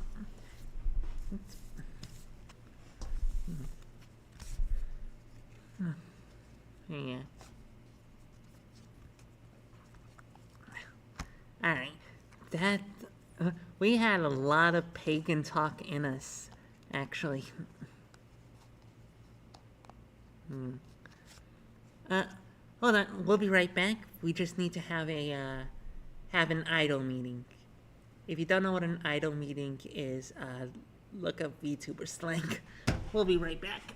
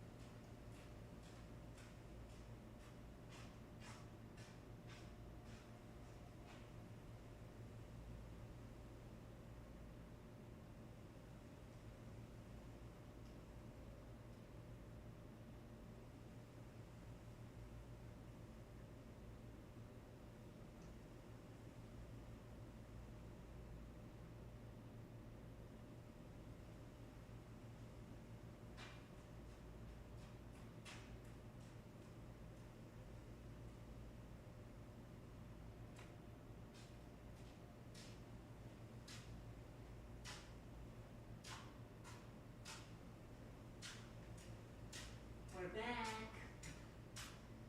That was a loud owl meeting. Gigi Marin just has threw books at us all day. Especially midnight, I need to get some sleep. Alright, have a good night. Have a good night, Maury. We love you. Bye.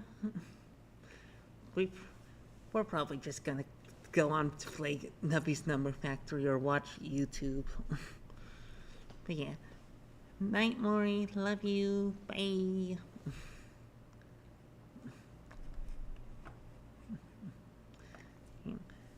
Well, viewers, that's the end of our stream. So we want to wish you all a good night. And remember, it's always midnight somewhere. But tonight's midnight feature presentation has simply ended. In a few days, there will probably be one.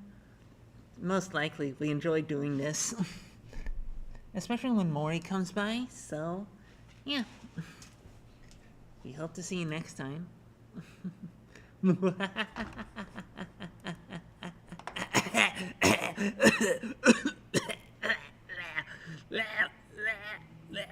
Don't worry, we're not actually joking. It's just a joke.